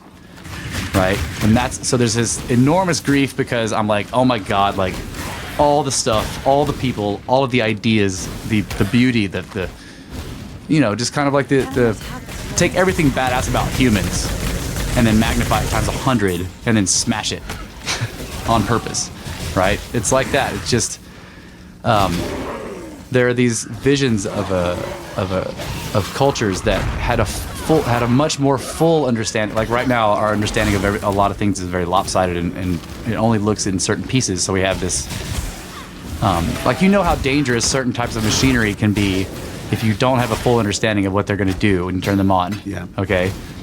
That's how we interact with the universe and with ourselves. We don't understand ourselves, and so we have these inherently dangerous cultures where basically you can just walk out into them and get shredded, you know, and it's not anybody's particular fault. I mean, it will be a human that does it to you or whatever, but it's really, like, in the grand scheme of things, you're getting shredded because the machinery is being operated by people who don't know what it does, right? I said, wow, that's a badass analogy. So I see, in the dream, I see the pillars and I see what it's like when we do understand the machinery. And I can't even describe it, but it's so fucking awesome and beautiful, but it's gone. So there's this. We finally understood it too late? Or is there not really you don't know why? I don't know why. Okay. All I know about the gone is that it's not our fault. Yeah. In other words, the gone is coming from, like, something else is destroying it. It's not us. Yeah. And it was deception and a bunch of other shit. In other words, we were tricked. Like, I don't know. I'm not really clear on that. I just know that it's like, holy shit. We were like a child prodigy, you know, in a protected place, like playing beautiful music, and then some like fucking pedophile jumps in there, rapes the fuck out of them, and murders them. Like, you're just like, what the fuck? You know, like, I mean, that's a terrible analogy because it makes it base, but you just have something beautiful and also innocent. Like, it's playing with the universe, right? Where the the cultures that I see are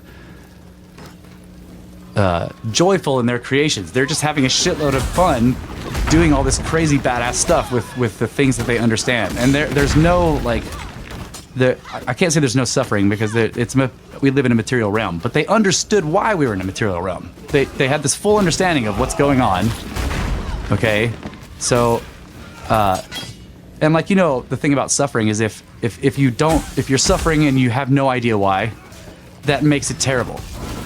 Right, so a baby or a person who is like unable to think because they've had some head injury, they don't know why they're in pain, and that makes it last forever, and they just scream, right? But somebody who like understands that I just got into an accident, the pain is terrible right now, but I have this contiguous timeline in which I see previous to the pain, and then I see why it happened, and I understand that it's pain, but I also understand that at some point in the future it will lessen. That makes it a little more bearable. Yeah. You don't scream nonstop, right? So right now we're like the person, our suffering is like the person who doesn't know why they're suffering. We just scream nonstop because we don't understand where it's coming from or why it exists. These previous cultures that in the dreams I see through the pillars, they didn't have that. They still suffered, but they knew why. And so it was bearable. Okay? And there's so many things like that I can't even begin to describe. And then there's always the remembering, like, but it's fucking gone.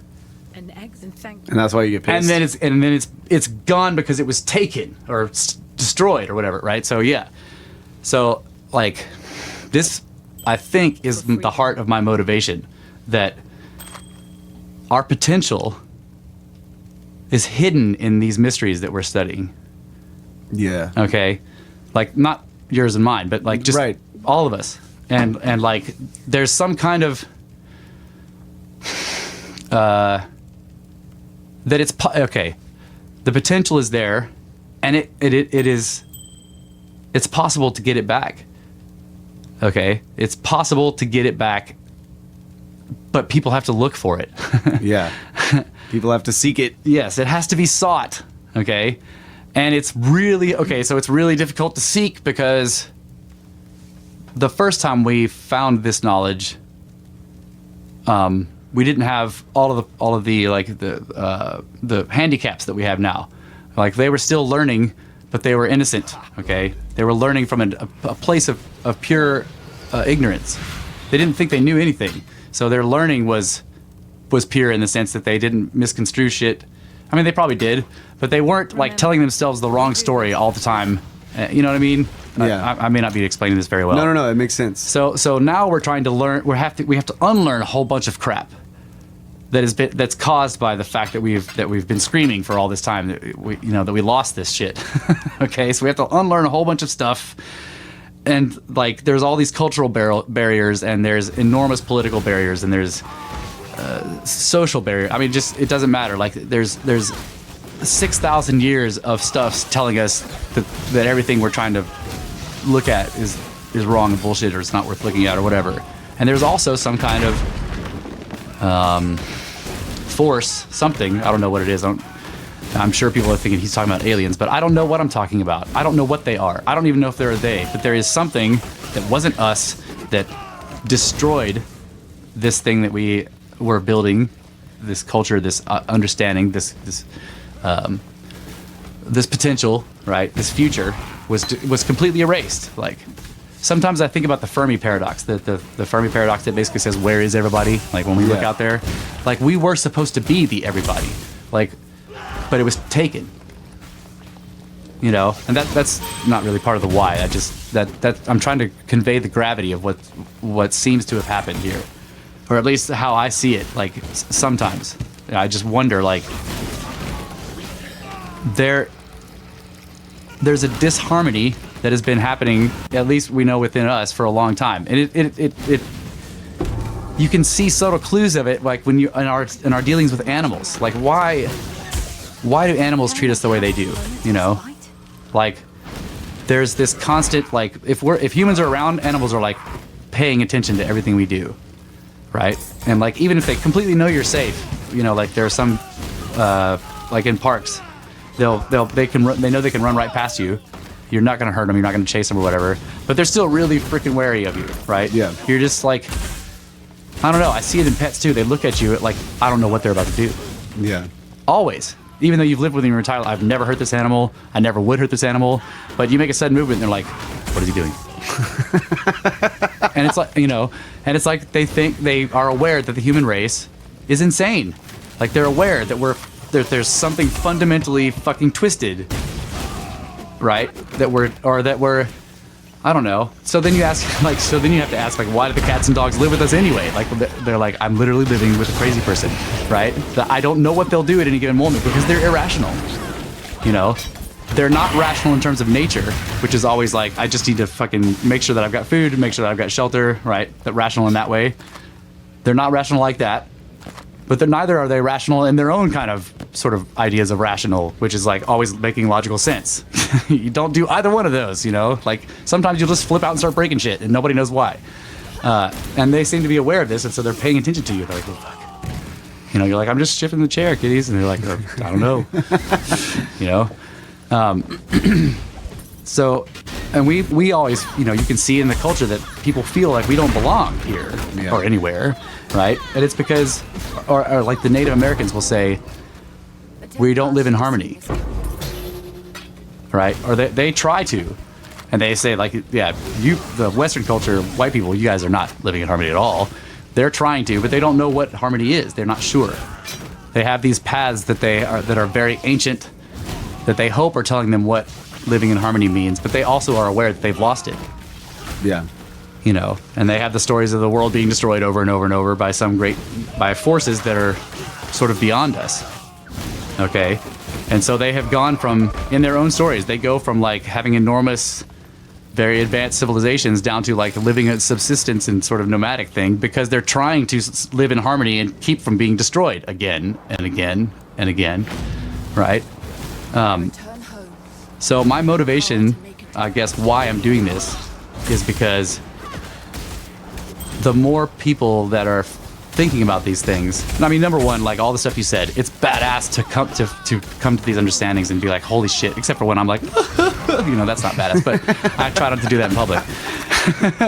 But when you tell these things to people and then they respond to it, and they start thinking about it, and you see them get excited about it. I love that. I totally fucking love that.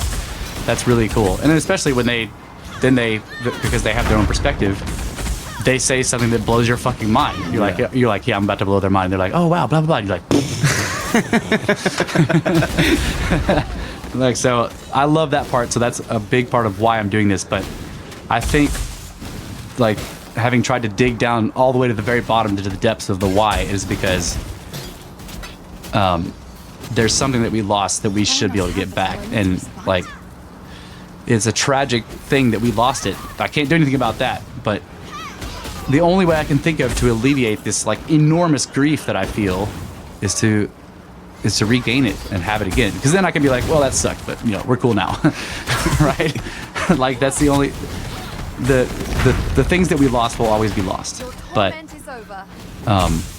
then there will always be that sadness. Like, so even if this whole thing this story that I've just made up is true and we regain all this knowledge, we'll never know completely the story of those people before.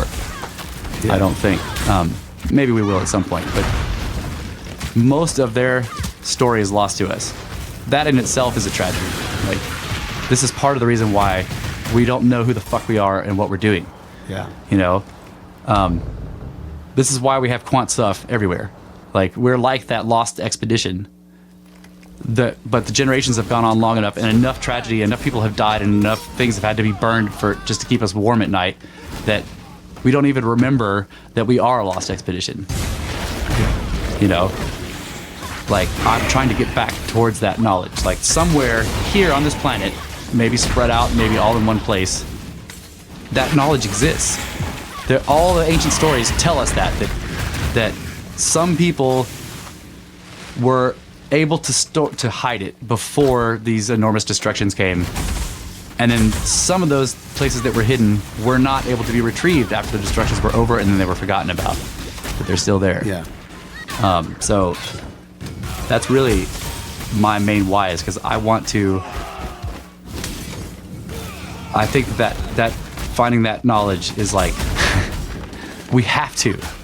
Yeah, that's kind of what I was saying too. That it's paramount. Yeah. That we, for our future. Yeah. That we learn our Yeah. past. Yeah, and I was thinking about that when you were saying it, and I'm like, can I fairly say that it's for the future of the human race? Because that's a really big thing. I know that I like that finding it will change all that and make the future of the human race badass. But I can't say that that's the why for me. Like, I don't think that that's motivational. I do love the fact that that's there, but for me the why is more like the finding itself. Just to where if I could just sit down after we find it and be like, okay, everything's gonna be fine. Yeah, yeah. And it's gonna be fucking badass too. You know what I mean? But I totally agree with that. But why is that badass? Why is that cool? That everything's going to be badass. It has to do with. I mean, that's what I would say. What I'm saying is that it has to do with ourselves. And I've never really considered myself a person who thinks about all of humanity. Yeah, I don't think it's really possible. That's what I'm saying. Yeah. But I've heard people say stuff like that. Yeah. You know, and it's never really resonated with me. But until we really dove into this stuff with ancient history and exactly all of the things that you're talking about, when I saw and began to see these patterns and in the way that knowledge and ideas had been preserved, there suddenly, and the great lengths that we as a race went to preserve them for what? Right. Our future. Not the people who built it. Right. Not their future. But the future of everyone like them to come. Yeah. That's what I'm talking about. Like, when I started to realize, like, God, they did all of this to preserve something. Yeah. So it must be like ridiculously important. Right. Anybody who thinks about, like, we're going to go to this enormous amount of trouble to make something last 10,000 years. That you need enormous motivations to do that. Right. And that's like, what I'm saying. You can't be guilt tripped into that. So what did they know that was so important that drove them to do these things? It must be great. Right. Right. And then thousands of years later, there were things that were written about those things. Right. And those things were so important, even though that they had quant stuffed it by that time. Yeah. That they were like, we must take these now and go hide them in a cave before this library burns because they are so important, but they don't know why. Right. They don't know why. And so that I'm with you on that. Like, I totally agree. But I guess the way I extrapolate out is that it's for our future. Yeah. I guess what I'm trying to say is like, maybe I don't have the full why of it yet, because like the future is something that makes me happy that it'll be great if we find this stuff, but I can't say that that's my motivation, even though that's definitely there. Yeah, because my motivation as well is more in the realm of my lifetime, right? My motivation is like, what can I achieve now? I guess like, so going back to all these TED Talks I was listening to, now I can't even discern one from another. I listened to them in a row, so I don't even know which ones we're talking about what. I just have all this stream of stuff that I was hearing. So I'm not even going to try TED Talks. So this guy was talking about motivations or whatever, and like the if you want to really pare it down to like what are people really trying to do, period, just in general, and that is be satisfied with their life, right? Just kind of, that's whatever it takes to do that. And so I think that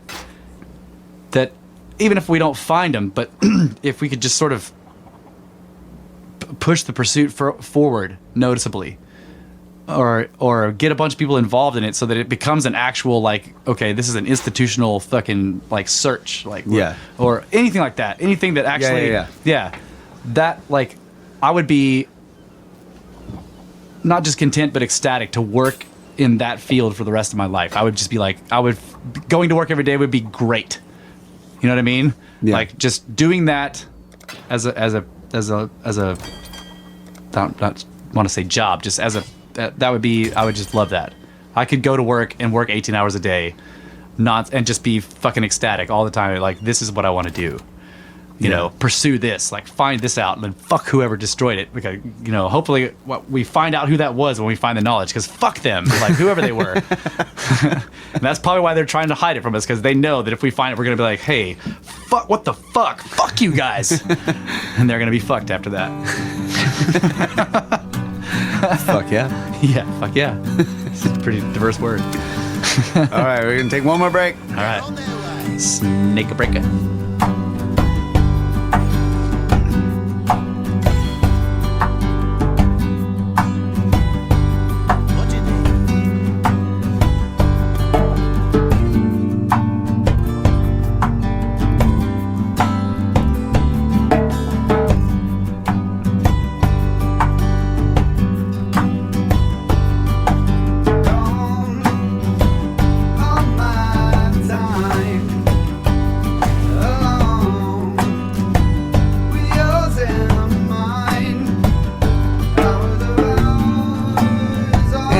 Ladies and gentlemen, brothers of the Serpent, spreading the desire for knowledge all across the stony plains. From the 10 by 10 by 10 tangent cube of science, we hail 2 snakes. Hail. And hail. Hail snakes. Hail serpents. So it is. It's Halloween. We're in here recording, and everybody else is out trick or treating. Yeah. And no kids have come to the door. I've been surprised. I brought some candy just in case they walked up. Trick or treat. Yeah. We built a bass scarecrow. Oh yeah. You like the mustache again? Yeah. The scarecrow with a mustache. Yeah, I came down with spinning pumpkin head with a way better marker, and I was like darkening the eyes and shit, and I gave him some brows, and I was like, he needs a big Pez mustache. he's got a fez hat. Yeah. So I gave him the weirdest freaking scarecrow. Long curl at the end, you know. Yeah, it's the strangest guy. I'm gonna go out there and like turn his head. Yeah. So he's looking in a different direction from time to time. So there's a lot of. If you read people, the sort of contemporary authors, or even not contemporary, you can go back into the Renaissance, Victorian Egypt, Victorian England, when they're discussing All Hallows Eve, Halloween, that it appears to be, it appears to be a celebration that has no purpose. You know, it's like. Where did this come from? Why are we doing this? I mean, now especially, of course, in the modern period, it's about candy, and you know, people have even lost what trick or treat was. Yeah. Which I'm not even going to go into that stuff. There's you can follow this whole line of like, Halloween seems to be about losing the reason that we're doing stuff in Halloween, because like you'll have these little trends that appear, and then people will start doing that trend, and then eventually they quant stuff that trend, and then they don't even know that there was a quant stuffed trend, and now they're just trick-or-treating, and they have no idea what's going on. You know, it's like we go out there to get candy. Yeah. Right, and that's been happening with this like period for as long as you can look at it. Any history about it, no one knows why. You know, but because of the modern age and the globalization of information, it's become a lot easier to look at this tradition and find out where it is, where it's celebrated, and what they do when they're celebrating it. And what's fascinating about it is that it seems to be global. So normally it's considered a fall festival. So typically it'll be considered to have it'll be associated with, you know, the seasons and agriculture and in some way. So the fall, it's like the harvest, right? And a lot of times there's fire involved, so people would consider that like at this point you've completed the harvest. The crop fields are just kind of dry, dead crops, and they've all been harvested or whatever. And like sometimes they would burn them, set the fields on fire on purpose, right? So that you don't have this over the winter. You don't have this dry, like sort of papery, tender out there that could accidentally get started on fire by lightning. So they would purposefully go out and burn the fields, kind of burn them. And maybe that turned into the celebration, because like there's the fire and the harvest and whatever. But the problem is that it's also celebrated in the southern hemisphere, which is like spring during this period. So that doesn't make any sense. And yet, in the southern hemisphere where they celebrate it, it's also considered an agricultural thing. It's connected, but everywhere basically you kind of see these two. You see fire and agriculture, and the dead. Yeah. Okay. So there are lots of different names for it over history, just in Western civilization, like All Hallows Eve, or All Souls or All Saints Day or whatever. And sometimes it's a 3-day period. It's longer than one night or whatever. But there's really, it's considered to be a period where the dead walk the earth. Okay, so there's some fun stuff about that, like the reason why people dress up. Like we dress up now, and it's mostly like the dudes are all dressing up as something funny and the chicks are dressing up as something hot, and like that's basically how it goes, right? But the purpose of like the dressing up ritual came from people dressing up or trying to sort of disguise themselves as the dead, so that they looked like the dead, so that the dead would not attack them on the night of the dead, right? So if you had to go out, you made yourself look like a zombie or a ghost, so that the ghosts and zombies would leave you alone because they think you're one of them, right? So that's why people put on these costumes. But now it's just like chicks are dressing hot and dudes are dressing funny. But there was a purpose of the costumes initially, that like this sort of disguised you so that you could go out amongst the dead on the night of the dead. All that stuff is really fascinating, but like really the questions come like, so why is it a Day of the Dead? Like, what does harvest have to do with dead people? What is, or in the southern hemisphere, what is the spring planting? I mean, spring is about life, so why is it the Day of the Dead? And then the fire. So I know like you don't like it when I read from the phone, but I have a couple of quotes from this guy. The first dude recently who was really getting fascinated by this, and it was a Halliburton. Yeah, it's one of those Halliburtons. Oh man, it's probably all lies, paid for by the government. But it's Robert Grant Halliburton from 1831 to 1901. So that's kind of far back to blame the government on. He probably never talked to somebody from the government. But basically, he was an anthropologist or whatever, and he traveled the world as an explorer, and he was kind of famous for discovering totally uncontacted tribes. He'd climb up some mountains or whatever, meet some people that just wanted his head or whatever. They wanted to shrink his head, but he would somehow convince them not to do that. And he would hang out with them long enough to learn some things about their culture. He was colluding with tribes. Yes, yeah. He was absolutely colluding with tribes. Yeah, and then he'd come back and change the president. But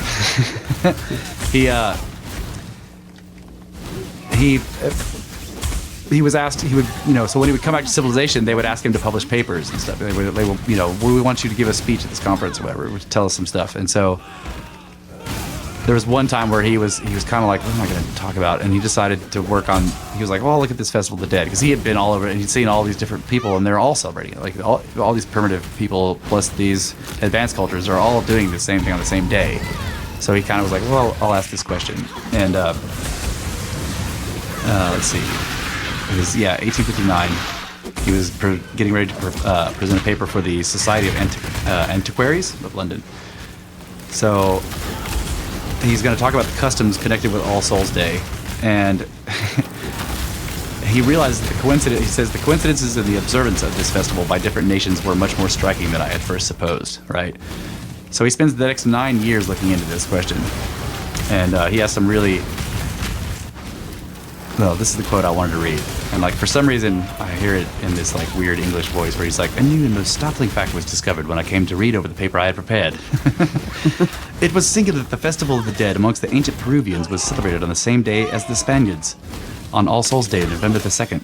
I had also considered this merely as a curious coincidence, but it was generally observed in November south as well as north of the equator. A fact so remarkable that it was evident that whatever could be the cause, it must be something hitherto unknown, right? I don't know why I hear it in that voice. That's great. But I totally do. Yeah, me too now. Yeah. Well, thanks. Whatever the hitherto unknown something was that inspired this curious coincidence in regards to the universality of the Festival of the Dead. Further researchers revealed to Halliburton that the festival is now, or was formerly, observed at or near the beginning of November by the Peruvians, the Hindus, the Pacific Islanders, the people of the Tonga Islands, the Australians, the ancient Peruvians, the ancient Egyptians, and the northern nations of Europe, and continued for 3 days amongst the Japanese, the Hindu, the Australians, the ancient Romans, and the ancient Egyptians. It was evident that the uniformity could not have been caused or preserved by any calendar now known to us, and that the festival must originally have been regulated by some visible sign or mark that nature had supplied to our ancestors and to the Peruvians. Okay, so he's made a fundamental realization here that, like, first of all, the fact that it's both north and south hemispheres means it can't be any kind of seasonal or calendar thing. Right. It must be global, and he's, the assumption that we don't have any global civilizations at the time. It must be something global that everyone could see all over the whole planet, okay? And that we would all, anyone who saw it would recognize and pull the same symbols out of it, right? This could be the only rational conclusion, right? So the uniformity of traditions was, in fact, only a coincidence, unless, he says. Okay, but if not the coincidence, the question then begged to be answered is what could have been the visible sign or mark supplied by nature? And there's a whole bunch of other stuff here, but basically what it gets down to is you're going to have the two things that the ancients looked at that you could say that was global is the stars, okay, and enormous cataclysmic events. So there's a whole bunch of other things in there that basically goes into the Pleiades and the different, the Scorpio is heavily involved in this. Okay, so Scorpio, for anybody who doesn't know, Scorpio is considered a really bad sign. It's like this. Nobody likes that sign. Okay, it's considered, it's synonymous with death. Okay, and like without going into all the details.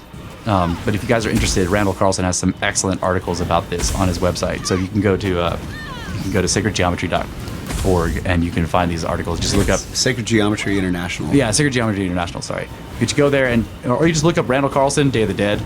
You'll find the articles. There's 2 of them, and they're freaking amazing.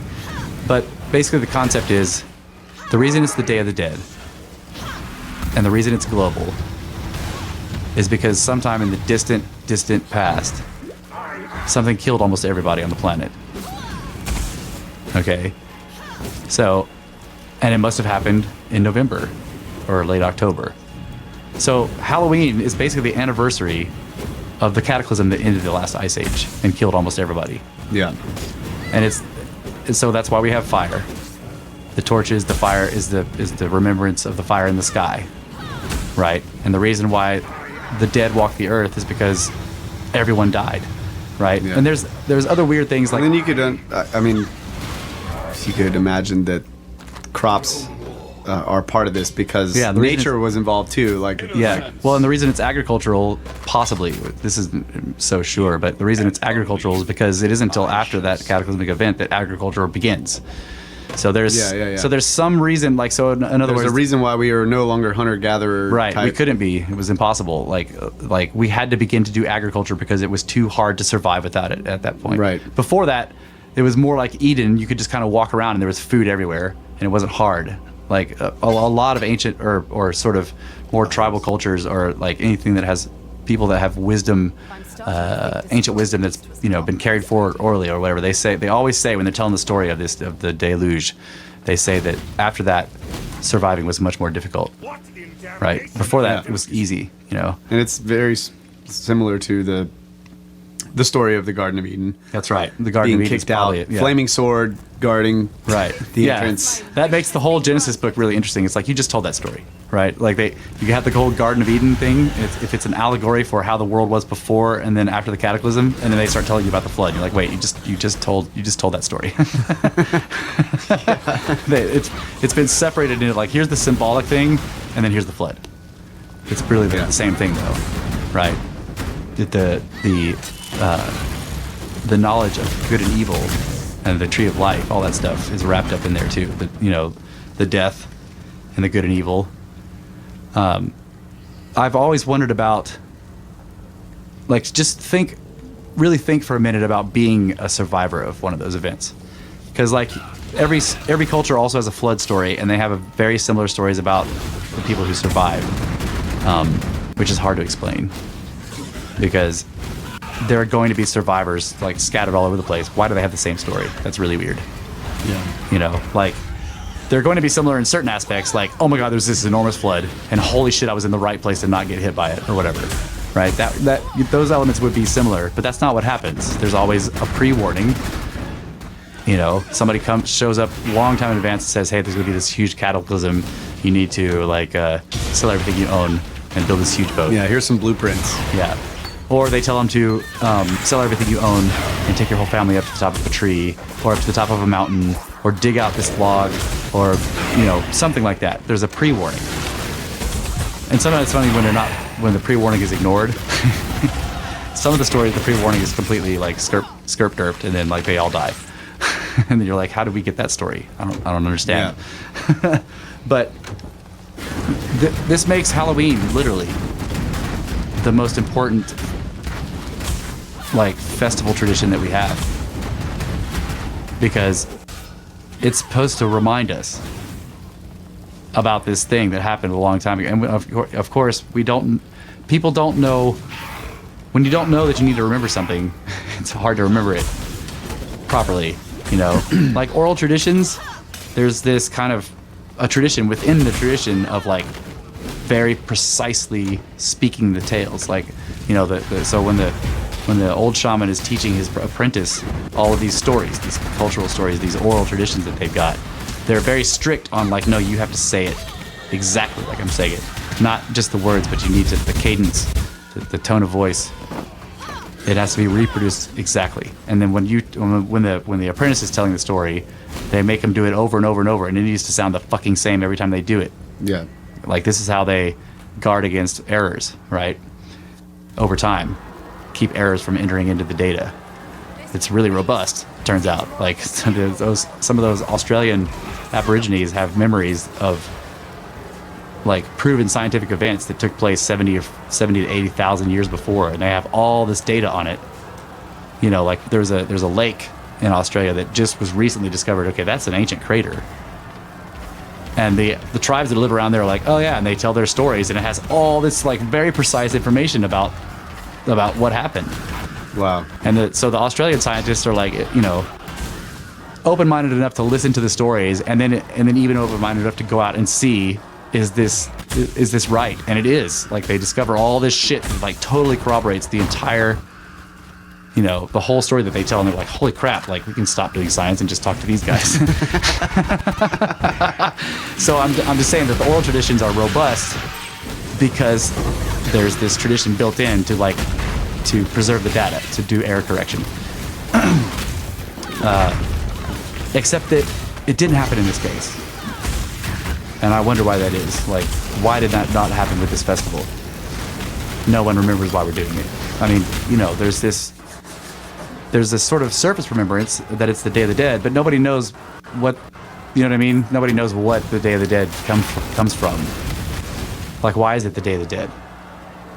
Yeah. So I wonder about that. Like, how did we lose that? It's a good question. Well, let me just answer that question. Come on, bro. I'm waiting. Well, I mean, a lot of these oral traditions that we have, I think oral tradition is a technology. Yeah. And you could imagine that there was a time it was not needed. And so, wait. Before the destruction. Okay, yeah. So, we have these,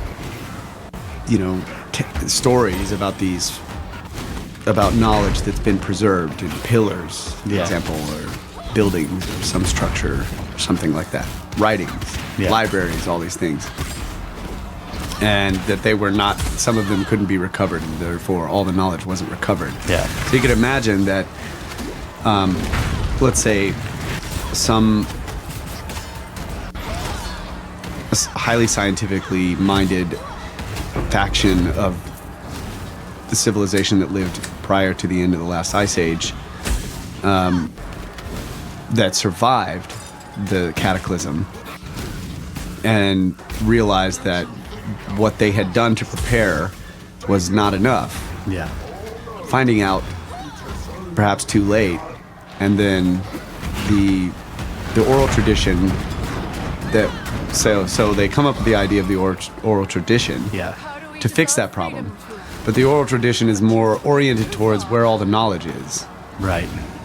I got hoping that someday it would be found, as opposed to like, holy shit, we just all died. you. Right. You know? Okay, I see what you're, I see where you're going. Yeah. So I'm saying that the oral tradition was a technology that arrived or was developed due to the fact that the original idea of preserving knowledge failed. I got you. So then they set up this new thing to like, its job really is to communicate down through the ages, the location of. Yeah, because isn't that what it is? I mean, like everywhere we look in all of these writings, it's like, Yeah. it seems to be pointing to all this knowledge. Yeah. The question I was asking, that's really cool though. The question I was asking was specifically about this festival. Like, how did we lose? That's what I meant. Like, so You're saying that like in our oral traditions, they weren't so much concerned with preserving the information that would have allowed us to remember the purpose of this festival. They were more concerned about like, here's where you go to get. that's what I was saying. So like, they didn't immediately develop the tradition for the remembrance. Yeah. Like so you can imagine that a year to the day, they're all looking into the sky Yeah. and remembering, Right. and that becomes a tradition. Meanwhile, slowly over time, year after year after year, the technology of oral tradition develops for I got you. trying to preserve the preserved pieces of knowledge. Yeah. Now we need to preserve the thing that we made to preserve. The thing Right, that we the couldn't maps. preserve. Yeah. You know, it's like okay, we drew a map to this thing, but the map's no good. Right. So like we're gonna Missing parts, but we need to preserve it anyway. Yeah. Yeah. So that, I mean, shit. It's That's a great idea. I mean, Okay. I mean, I'm just like, yeah, that's one of those deals where I'm like, so how did this happen? It's a great mystery. You're like, well, I'll just tell you right now. That's badass. That's really cool. See, this is why this is another thing we were talking about. We were talking about why the last time we were talking about this, like a couple of weeks ago. We were discussing this when we were going to do the podcast and about why. And we were kind of discussing how we've always done this, that we've always like, you know, sit around a few times a month. We just like sit down with a bunch of smokes and beers, and we try to figure shit out. Or usually I'm coming to try to fucking confuse him with stuff that's confusing me, and sometimes he just figures it out, and I'm like, holy shit, now I lost something that would confuse me. That sucks. I like mysteries, and you just destroyed one. Thanks. But so in another one of the ubiquitous TED Talks that I was listening to, this person was discussing the brain and the hemispheres and how they're completely disconnected from each other. Right. And so we have this right hemisphere and the left hemisphere. And this is a neuroscientist who, so some people may have heard of her. She's I don't know her name, but she's a neuroscientist who had a stroke, and she recovered from it, obviously. And so now she says, like, I was a neuroscientist who had the fascinating experience of being able to watch my brain begin to fail, right, from the inside. She got to experience it. And of course, a lot of the experiencing took place in a brain state where she no longer was a neuroscientist. She was almost not anything because her brain had failed. But it was all in her left hemisphere. Her left hemisphere was the one that had the stroke, that had this enormous aneurysm, this blood explosion. So she loses her language because your left hemisphere is what can talk, right? And she loses all of her logical thinking. She loses her linearity, the ability to see her life and her memories as a line of things that were in the past and in the present and that will be in the future. She loses that. She loses her ability to discern between her body and other objects. She no longer can tell the boundaries of her physical person. And so she was like, and so I felt enormous, like she's leaning up against the wall and she can't tell. She's looking down and she doesn't know like her arm is against the wall, but she doesn't know that the wall is not also part of her. You know, and so like it must be really hard to describe, but you can kind of see how like if you can't tell the difference between your arm and the wall, then the wall is also part of you. And you see that the wall goes way up here and it's connecting to all this other shit, and you're just enormous. Like you connect to everything, right? And she talked about how she knew that she needed to call somebody to get help, and like she had this idea that the number that she needed to call, or the way she said it was the way that she could complete this call to do it was that there was a stack of things in the office that had the ability. Basically, she had a bunch of business cards, and on one of the business cards was the number that would basically call the clinic where she worked, not a clinic, but it was the lab where she worked as a neuroscientist. She had a colleague there. She was like, I need to call Dr. blah, blah, blah, and tell him because I need help. You know, of course, she wasn't thinking properly because really what she needed was an ambulance. Yeah. Right? But she was like, I need to call someone. She doesn't even know who it is. She just knows he's kind of this important guy that can help her. She said it took her forever to go through the cards because she can't read anymore because your brain, your left hemisphere is what does language. So to her, these cards that she was having difficulty telling the difference between herself and the cards, right? She doesn't, you know, she's going through this stack and like she doesn't recognize anything that's on them. But something in her mind recognized something on one of the cards, and she's like, this is the right one. She doesn't know why, but it was. And she's got the phone thing here, but she no longer she doesn't understand it or know what any of the squiggles on it mean, but she's able to like sort of hold the card and kind of compare it to the phone and sort of press the squiggles that are on the card off on the phone in the right sequence. Wow. That's great. And she's like, and I have no ability to recognize symbols at all, so she has to minutely compare the little squiggles to really make sure that that's the right one because she can't even remember them. Like she looks at it and then looking away for a second, it's gone from her mind. So she has to like hold them right next to each other and be like, okay, that is that symbol. Boop. She pushes it. And then, of course, when the doctor answers, she hears, she can't understand speech anymore. And she was like, wow, I can't understand him at all. Then she goes to talk, and she hears herself go, she oh, my God. Yeah, but fortunately, the guy who she was talking to was also a neuroscientist, and he understood what was happening immediately when he said, hey, what's going on? Are you okay? And she spoke back like barking like a dog or whatever. So she got help. But the next thing that happened to her is her left hemisphere basically completely failed, and she was then only her right hemisphere, which is normally very suppressed by the left. The left hemisphere is the dominant part of the brain. But the right hemisphere is what does all the important shit that we think of as making us human. It's where all of our emotions are. It's where our artistic abilities are. It's where our creative abilities are. It's where our intuitive abilities are. It's where we deal with other people. And social things happen there, but it can't talk. It does not get language at all, right? So whenever, like, so somebody's giving you all this data and you've got all this information or whatever, and you're like, yeah, but something doesn't feel right. That's your right hemisphere talking to you. Trying to. It doesn't have words to say, but it's trying to get your attention. So you have all this enormous left brain information, but you're just like, still kind of uncomfortable here. That's the right hemisphere. And it's really smart. So some people call that like intuition or whatever. That's what I'm saying. All of that stuff, everything like intuition, precognition, like anything that you consider. It's interesting to think about it in that way, breaking it down like that though. So I had this definition of intuition in my mind, like the gut thing. Yeah, where now I'm thinking of it like, actually no, that's like some legit shit that I just can't put into language. It cannot be put into language. But that side of the brain is like taking that information and like blurp.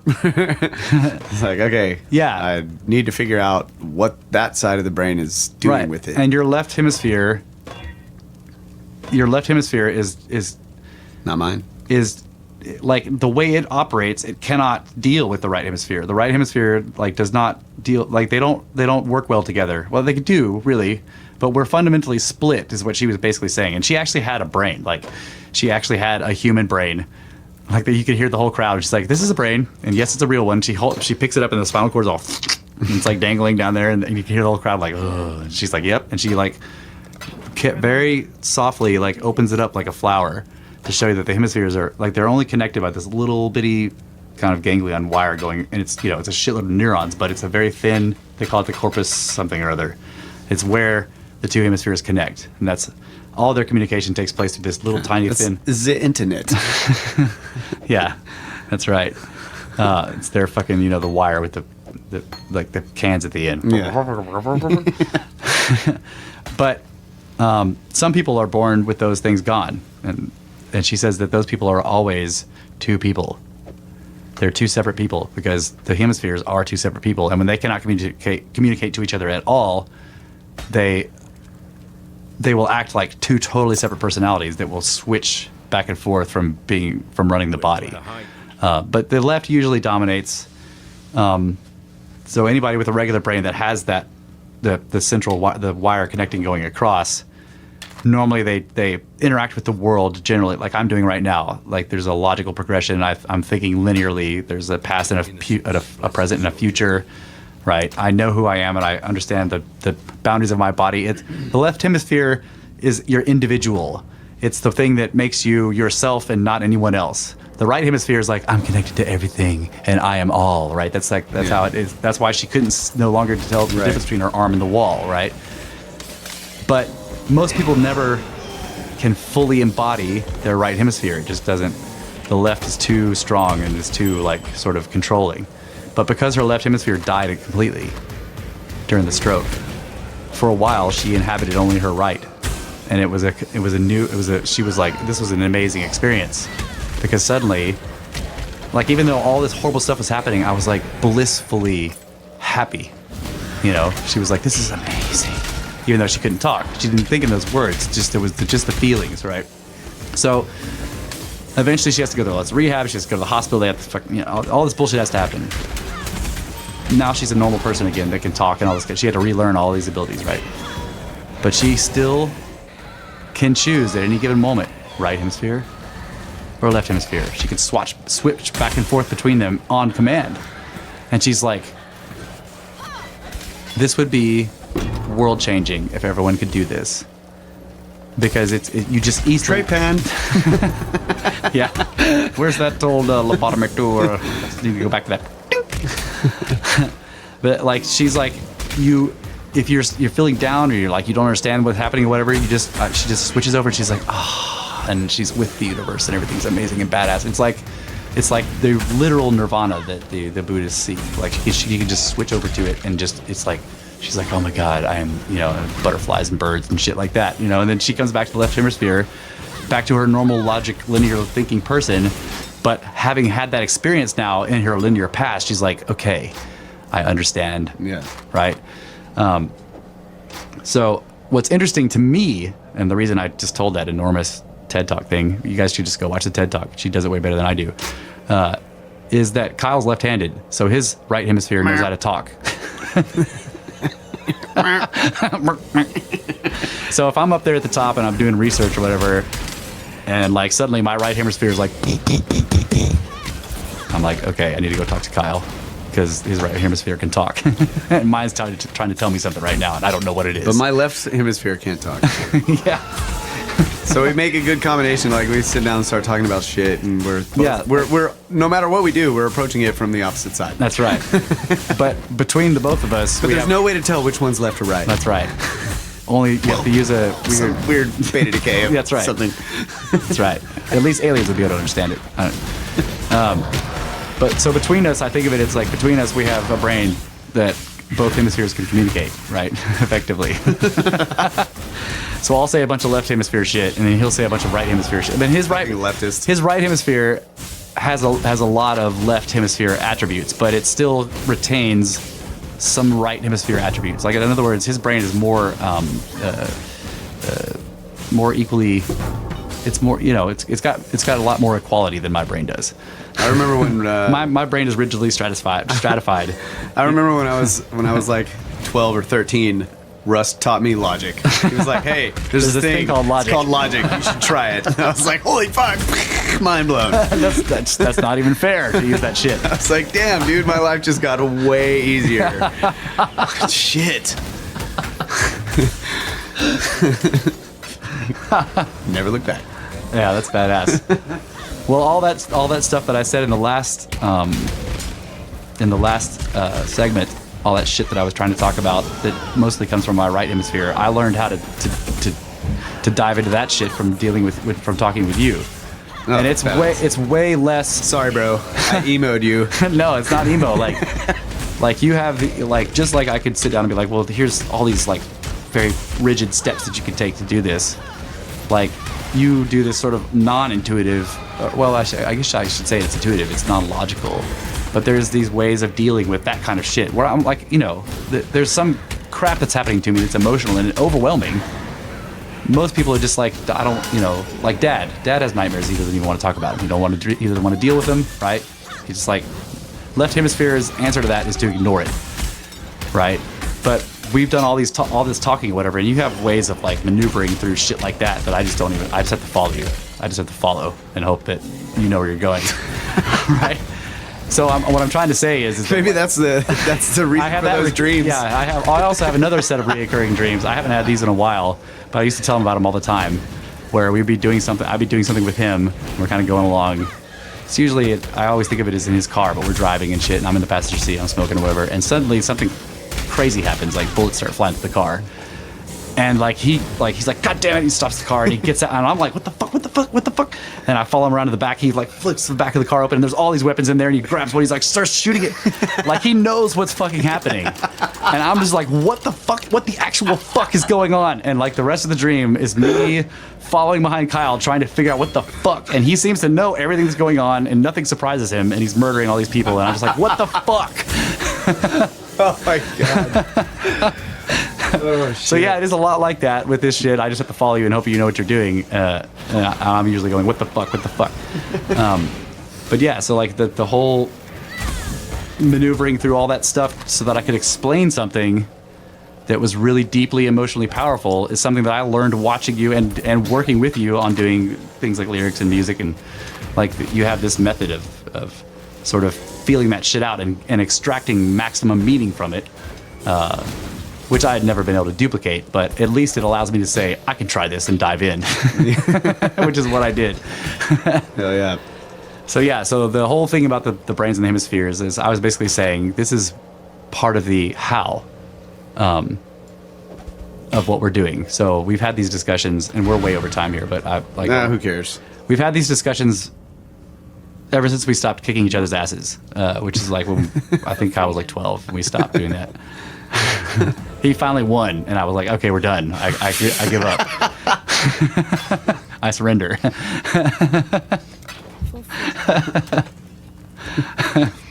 I was not prepared to escalate to boiling water, so I just was like, this fight is over. I give up.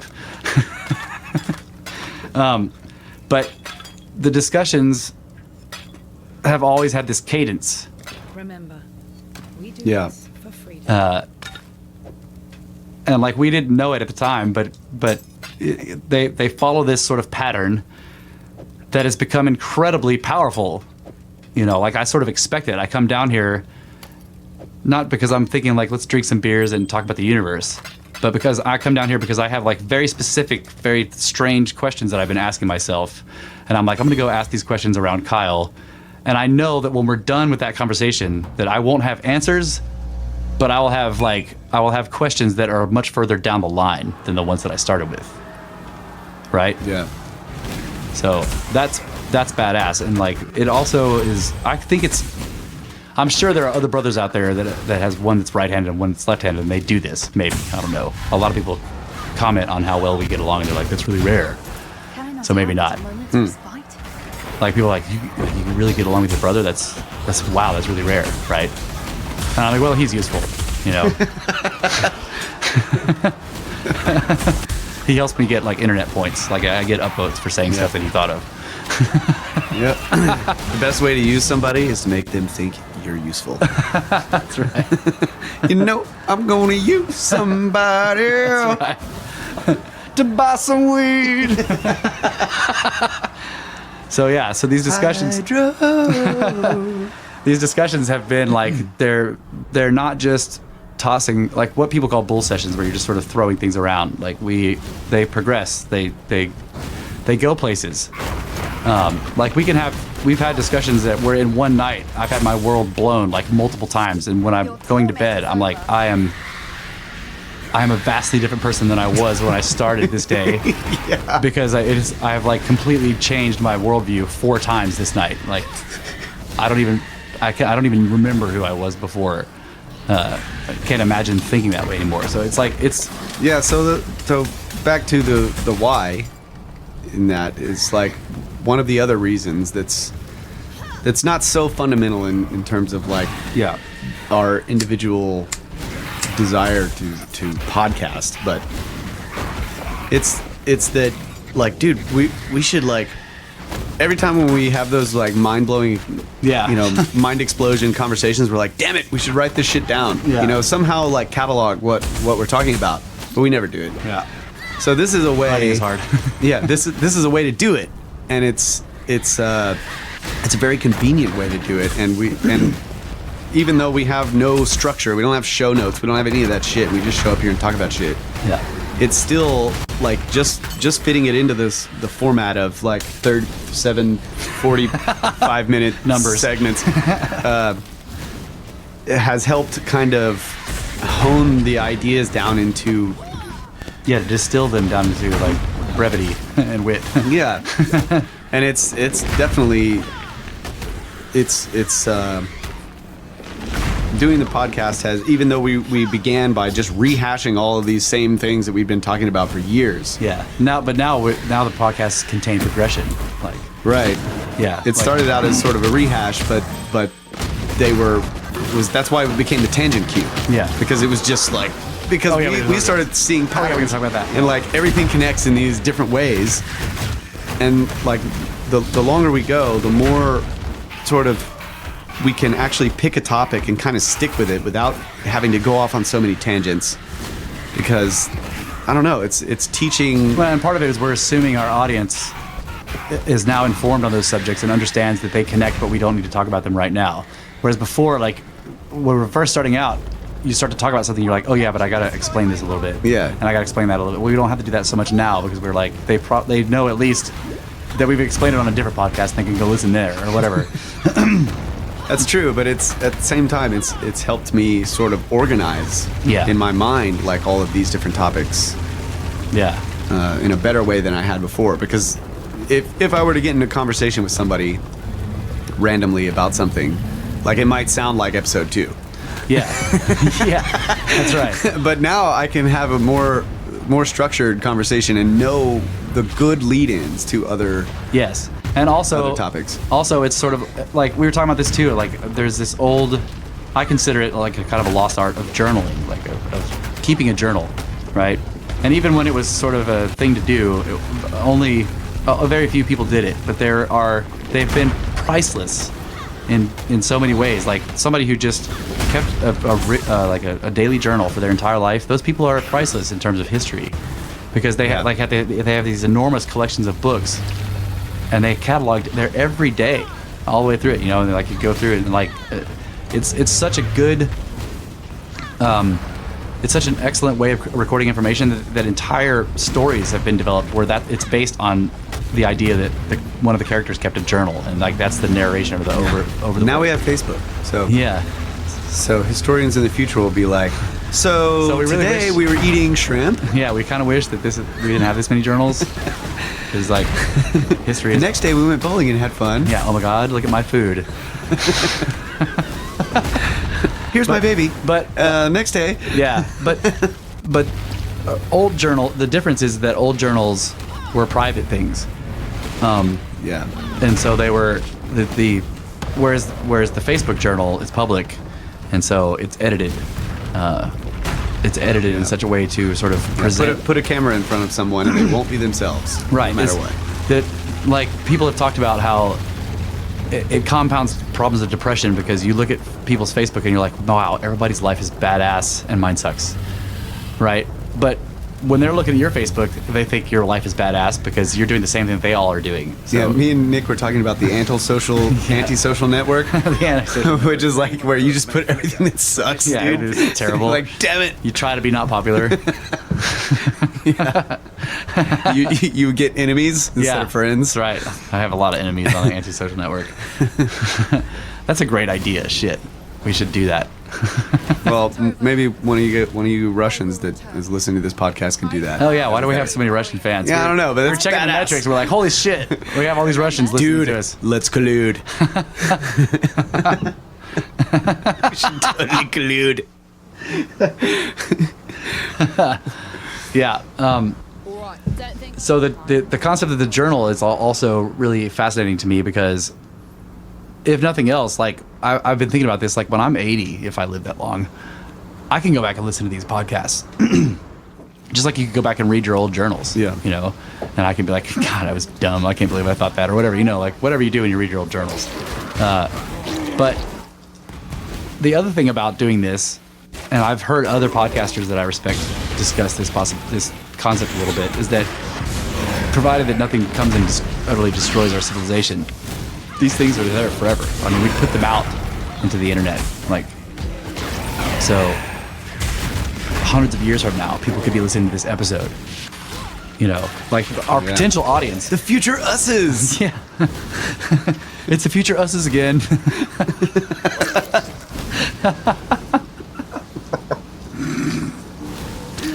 Hopefully, at some point, the people in the future, those of you way in the far future that are listening to this, have already found the Pillars of Enoch. Yeah. That's badass. You guys are awesome. Yeah, they're probably like, oh man, this episode is, it's like when you listen to something that Graham Hancock was talking about right before 2012, you're like, damn it. Yeah. Oh, here we go about that again. Yeah. Yep.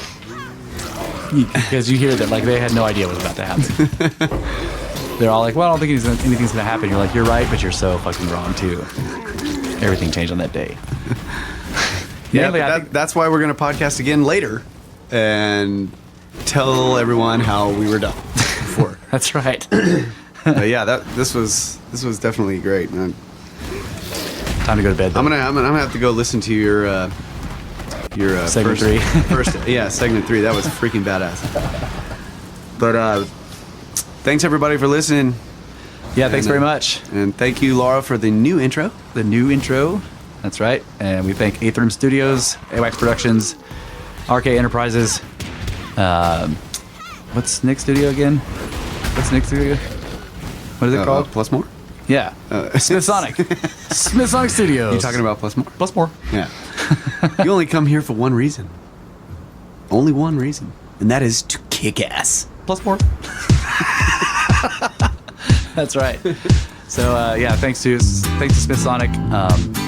And thanks to all you guys that are listening. And remember, badass reviews. Shitloads of them. Especially you Russians. Get in there and fucking write some Russian reviews. Yeah. Yeah, so you can go to the iTunes store and get some reviews on that. You can give us reviews in Google too. Like we're totally in Google. So you go to Google Play, you can look us up for the Serpent. Tell them we're awesome. That really helps us out. And we have plans for some radio stuff that we're hopefully going to be able to do soon. Not sure when that's going to happen, but I figured that telling you guys about it will make us more likely to try to do it sooner. That's probably true. So yeah, thanks to all you guys. Sorry about the long unplanned hiatus, but we are back now. So get back to work, Damu. Give me some gold. Snakes! Oh wait, that's not the stop. No, stop.